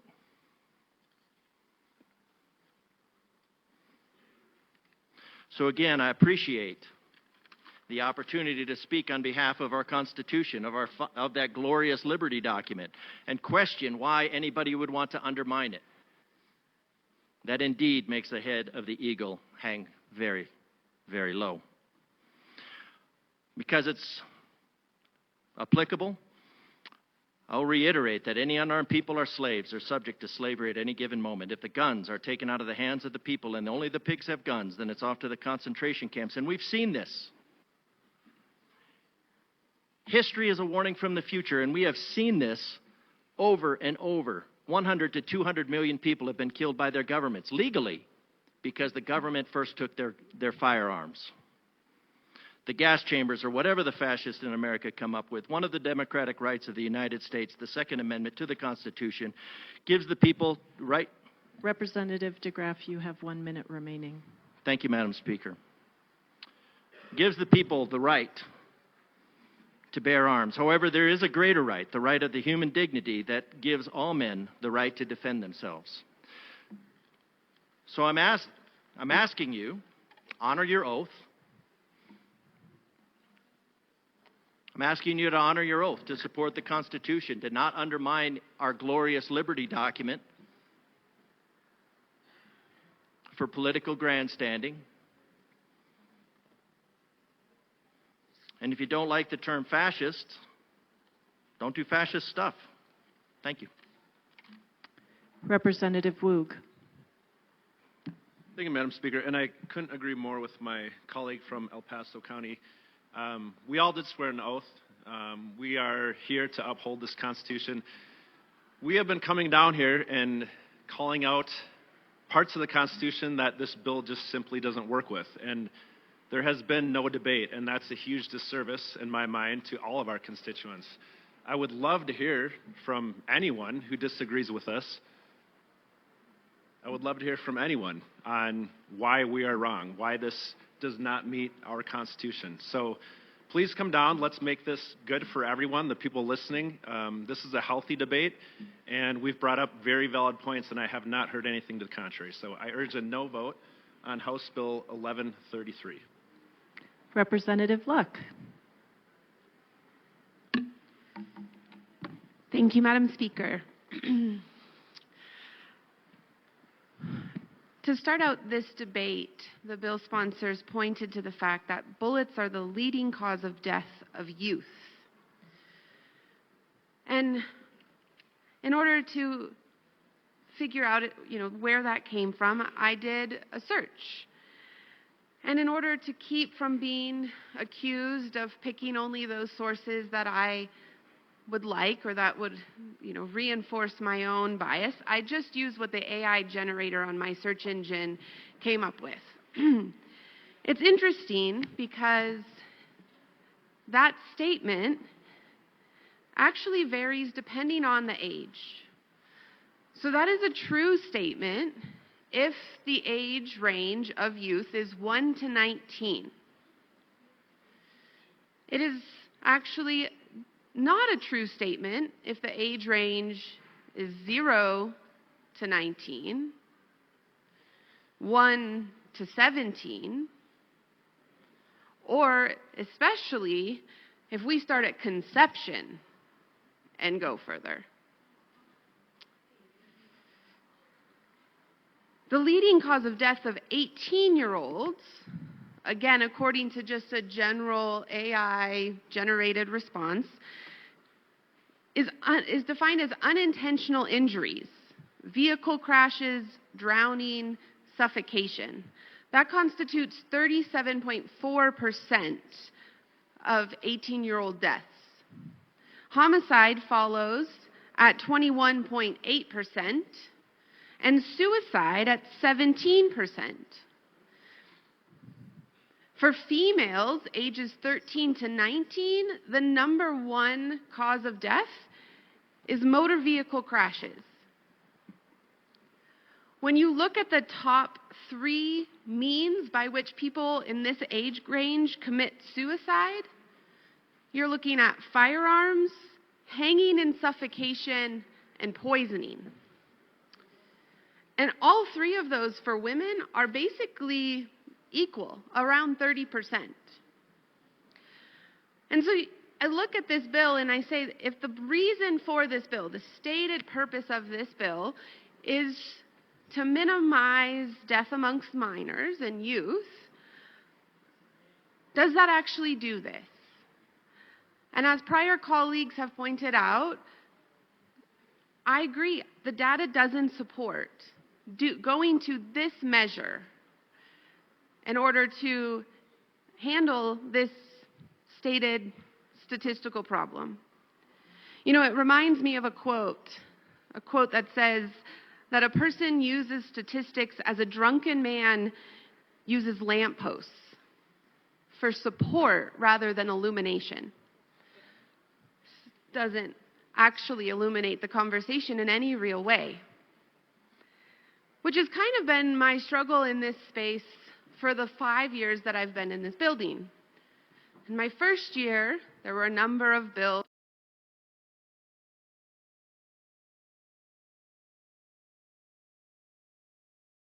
colleagues here desire to do are able to raise their kids.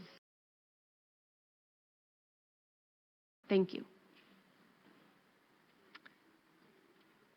Assistant Majority Leader Bacon.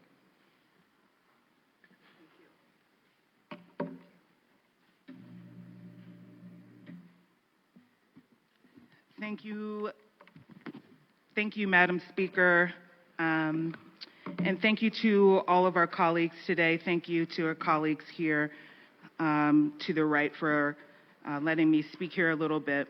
I also want to thank the sponsors for bringing this bill, and I particularly want to thank them for their grace for allowing me to speak today.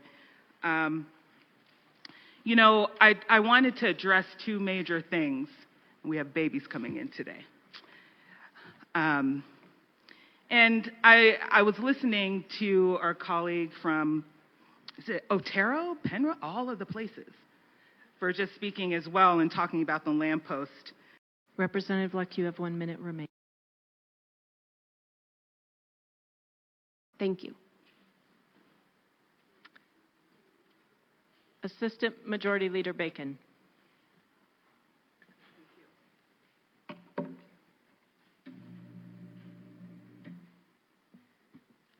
Thank you. Thank you, Madam Speaker. And thank you to all of our colleagues today. Thank you to our colleagues here to the right for letting me speak here a little bit. I also want to thank the sponsors for bringing this bill, and I particularly want to thank them for their grace for allowing me to speak today. You know, I wanted to address 2 major things. We have babies coming in today. And I was listening to our colleague from, is it Otero, Penrose, all of the places, for just speaking as well and talking about the lamppost. I really appreciated that note, because there are some things that I just want to put out there, and I came down to speak on behalf of those who will support this bill. And quite frankly, I came down to speak to talk a little bit about the assertions that have been made, to maybe offer some other ways to think. So never mind the fact that I sit in judiciary. Our own departments of public safety have come to us and say crime is down. Since I have been here in the legislature, we have created over 40 new crimes. We have put $500 million into law enforcement in the last 4 years. And also, Denver is not a war zone, on behalf of my district and all of those in Denver. In fact, Denverites have been taking on the brunt and the bearing of being a capital city. Where other places in the state would not provide resources, we do it here, and we all do it without complaining because we care about people from across the state. But to be clear, Denverites have also asked for other solutions to these problems that, quite frankly, do not get the same audience.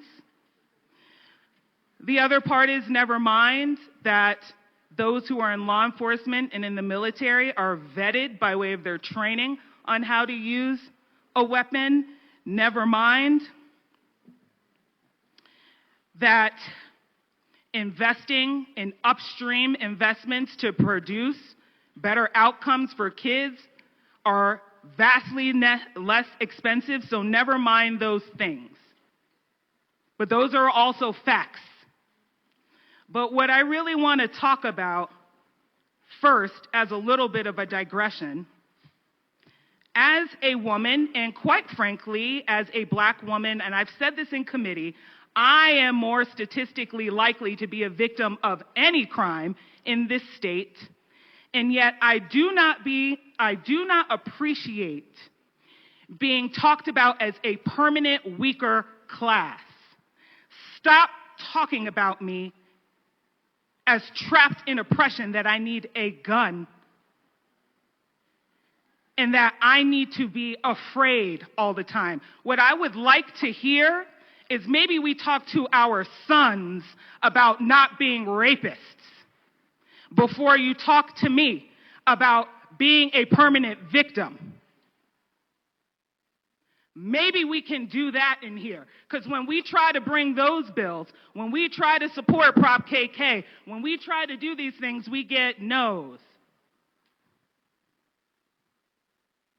And so when we have the opportunity, I ask for that we get all of this kind of debate and that we sit together to figure out how to prevent crime. But when I hear about this is a tool, this is what I want to say. The next time law enforcement or the military asks for more funds, for more guns, I'm going to tell them it's not the tool that kills people, it's people who kill people. Please go to war with a bow and arrow and a rock. And you know what they're going to say to me? They're going to talk about how guns and tanks are more efficient as weapons. There is a reason why we don't fight wars with bows and arrows anymore. We fight them with guns because of how efficient they are at their purpose. And yes, we are talking about the tool because of how efficient it is at its purpose. That is what we're bringing forward today. And if we're going to talk about life, liberty, and the pursuit of happiness, we want to talk about the ability to save our lives. Because when some of us go to a movie theater, when some of us go to church, or when some of us go to a grocery store, we feel like we are at war. Because people walk into those places with efficient machines. They are more efficient than a knife or a machete. And so what we want is a chance to survive. We want our kids to have a chance to survive a suicide attempt? Don't our lives also matter in the pursuit? And the solution is not to turn a grocery store, a movie theater, a church into an OK corral by just arming each other and calling it a fourth leveler. We too want to level the force by bringing it down. That is why we are bringing these bills forward. And so, on behalf of the rest of us, to be clear, we have not banned guns. To be clear, families will still own guns to be able to support what they need to on the plains or at farms and so forth. But to be clear, on behalf of those of us who do not live in the rural side, we also have an interest in keeping our kids, our neighbors, and all of us alive when we just want to get groceries or go to a prayer group. So I do believe this is a force leveler, and it is about the tool because of how efficient it is. And if you don't believe that, I don't want to hear about any more spending on weapons for law enforcement and the military. And so at the end of the day, on behalf of this black woman Denverite, I will not accept that I am a permanent weaker class. I do want to see force leveled out. I don't want us all to start buying guns just to shoot back because we didn't do something otherwise. And I will play a part in talking about domestic violence. And I hope you all support the bills when we want to invest in that. So as of this moment, I'm a yes on this bill, and I will continue to be. And those of us who support it, we have people and lives that we are protecting too. And that is okay to lean into. Thank you. Representative Luck, this is your second time to speak to the bill. You have 13 seconds remaining. Thank you, Madam Speaker. Just a quick retort. One of my family members survived his gunshot suicide attempt. The other, who set himself on fire, did not. Thank you. Representative Armagost, this is your second time to speak to the bill. You have 3 minutes and 16 seconds remaining. Thank you, Madam Speaker. I think it's just fair to take another opportunity to talk about the fact that there are different districts being represented in here. There are different walks of life being represented in here. And those that we hear from in committee that testify on both sides of this bill and every other bill. And the fact that I don't think anyone that has been a victim of anything has ever blamed anyone. I know I've never blamed anyone or called anyone any kind of or declared that somebody should feel like they're a permanent victim. But there are people that definitely come from both walks of life. Not even both. There's multiple approaches and perspectives of issues like this. But to make it about one side or the other is unfair. I think the biggest thing we need to focus on is everyone has their experiences, everyone has their way of preventing those experiences, and they choose that. I feel safe walking around my community because I'm armed. I feel safe going and just having a party on a street where I know I'm not going to be run down. I feel safe going into a movie theater. I feel safe going into places because of that. Other people don't feel safe because there are people like me that do carry. I get that. But the fact of the matter is, it's not our job to legislate for an entire state based on perspectives and feelings. Those feelings don't create laws that affect people on the whole in a negative way, whether they use those rights and those privileges or not. I think it's one thing that we need to realize, that there are people that, should they need the opportunity, should they need the reason to exercise their rights, it should not be further reprimanded by our state and by our legislature. So again, I will be a no, and I encourage you to be a no on this bill as well. Representative Woog, this is your second time to speak. You have, It's okay. forgive me, 9 minutes and 17 seconds remaining. Thank you, Madam Speaker. I'll do much better. As we said, this bill is unconstitutional. Despite, hearing a bunch of emotions, it's unconstitutional. Therefore, we need to vote no on this. I urge a no vote. Assistant Minority Leader Winter. Thank you, Madam Speaker, and good morning, colleagues. We've heard a lot this morning. And first and foremost, as we talk about the Second Amendment, I want to level set.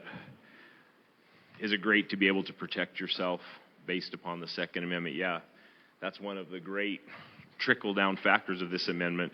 But before I get into what I want to talk about, there's only one reason the Second Amendment was written, and that was to keep a free nation and to keep government in check. And I think that that's lost in this building. 110% lost in this building.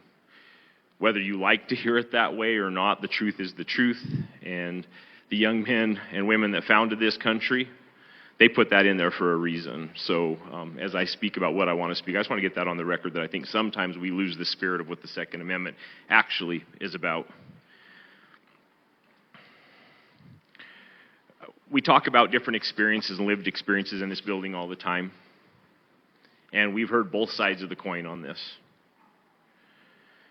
But at the end of the day, this is an attack on rural Colorado and heritage and Western way of life. This is another mile added in the rural-urban divide. The use of firearms is woven into the fabric of our story.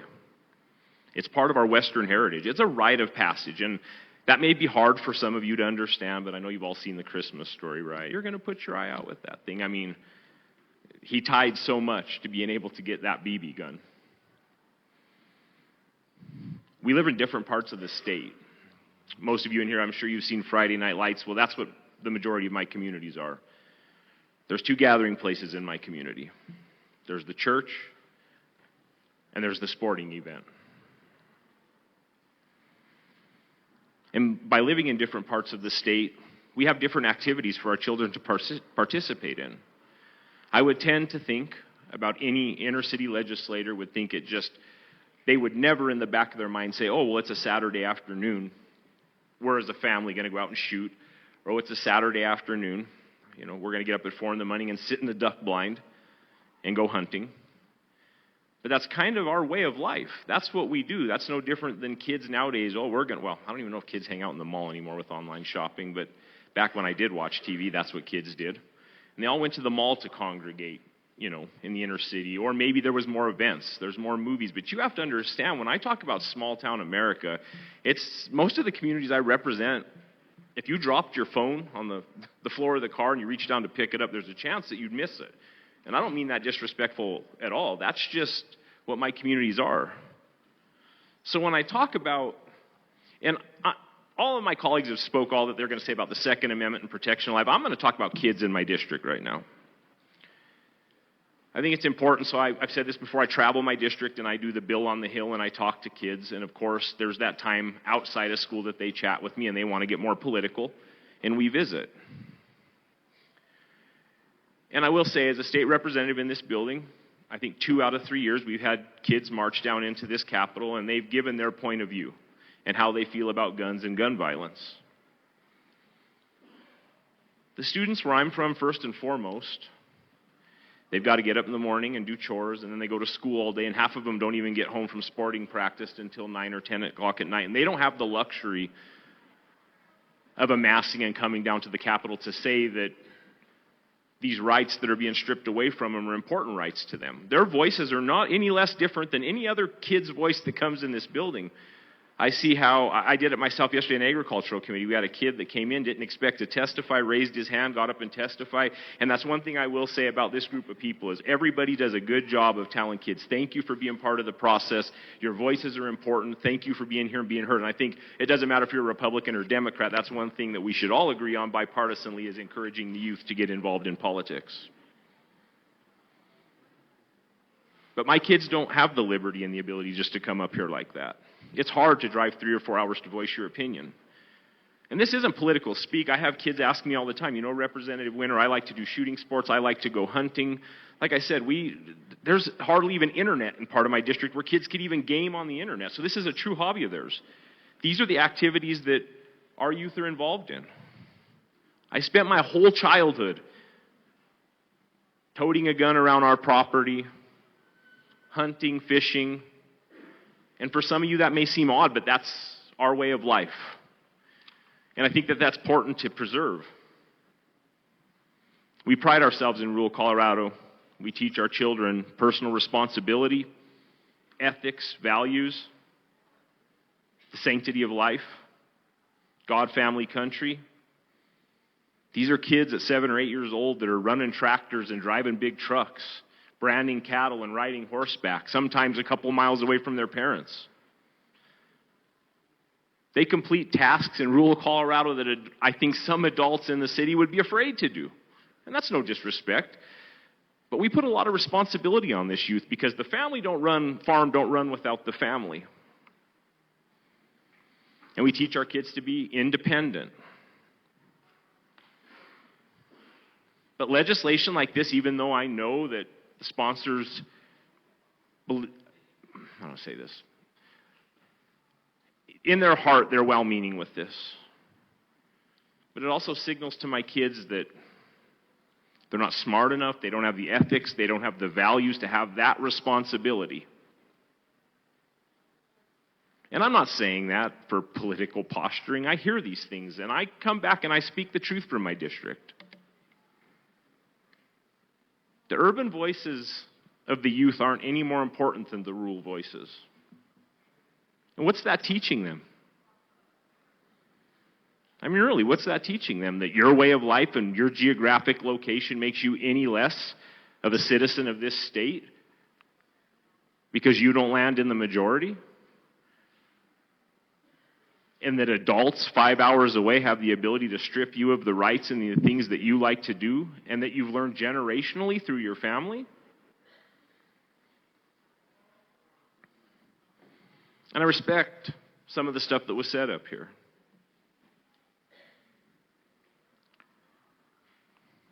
And I understand that there's fears.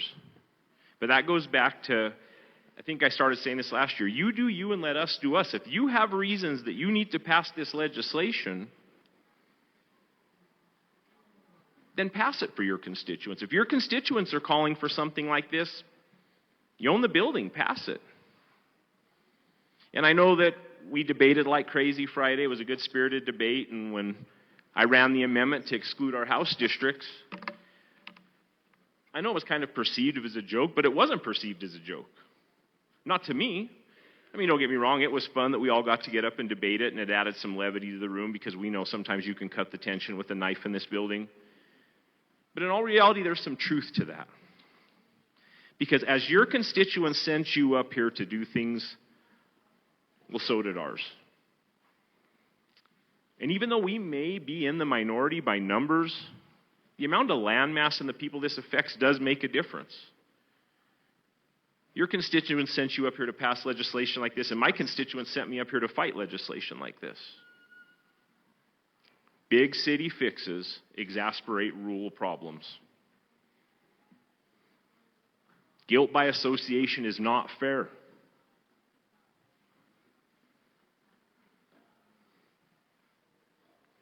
We talk about lived experiences in this bill all the time. We talk about culture.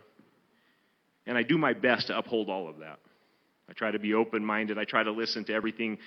Actually being in this building has done me a lot of good personally because it's brought me to the city to open mind up and listen to all different points of view. And I'm grateful for that. But it has to be reciprocated. I know you all listen to me. All I ask you is to hear me. Because at the end of the day, this does affect my constituents, and at the end of the day, it does affect my youth. And I know we're all going to push the button, and it's going to fall where it's going to fall. But I just ask that you pass judgment on all these bills and this legislation no different than if you actually had constituents, your district, that were asking you to think the opposite of this. AML Winter, you have 50 seconds remaining. Thank you, Madam Speaker.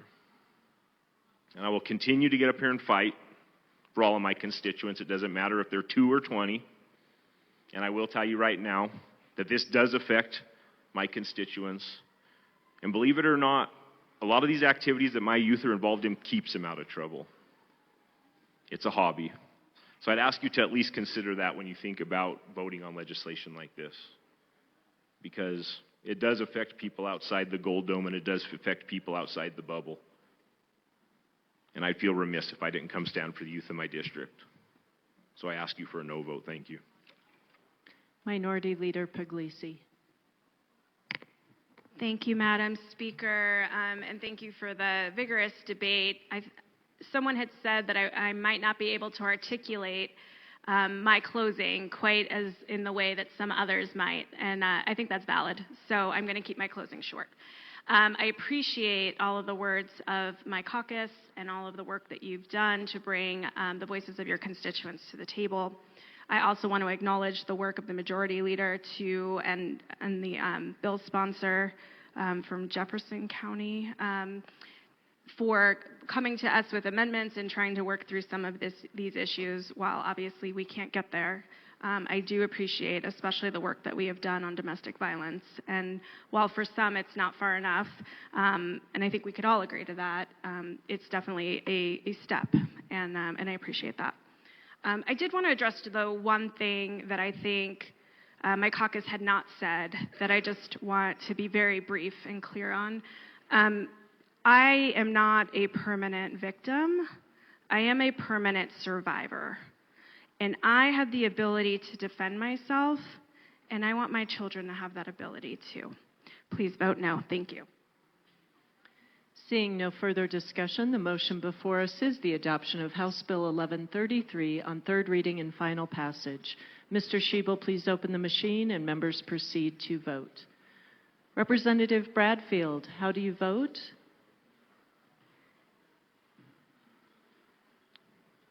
No. Representative Bradfield votes no.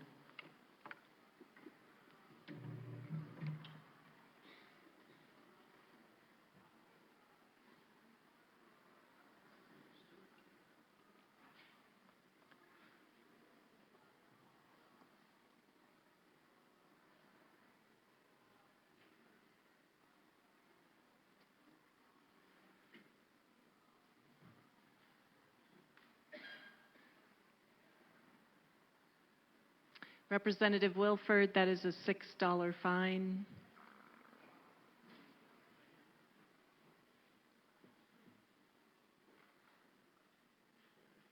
Please close the machine.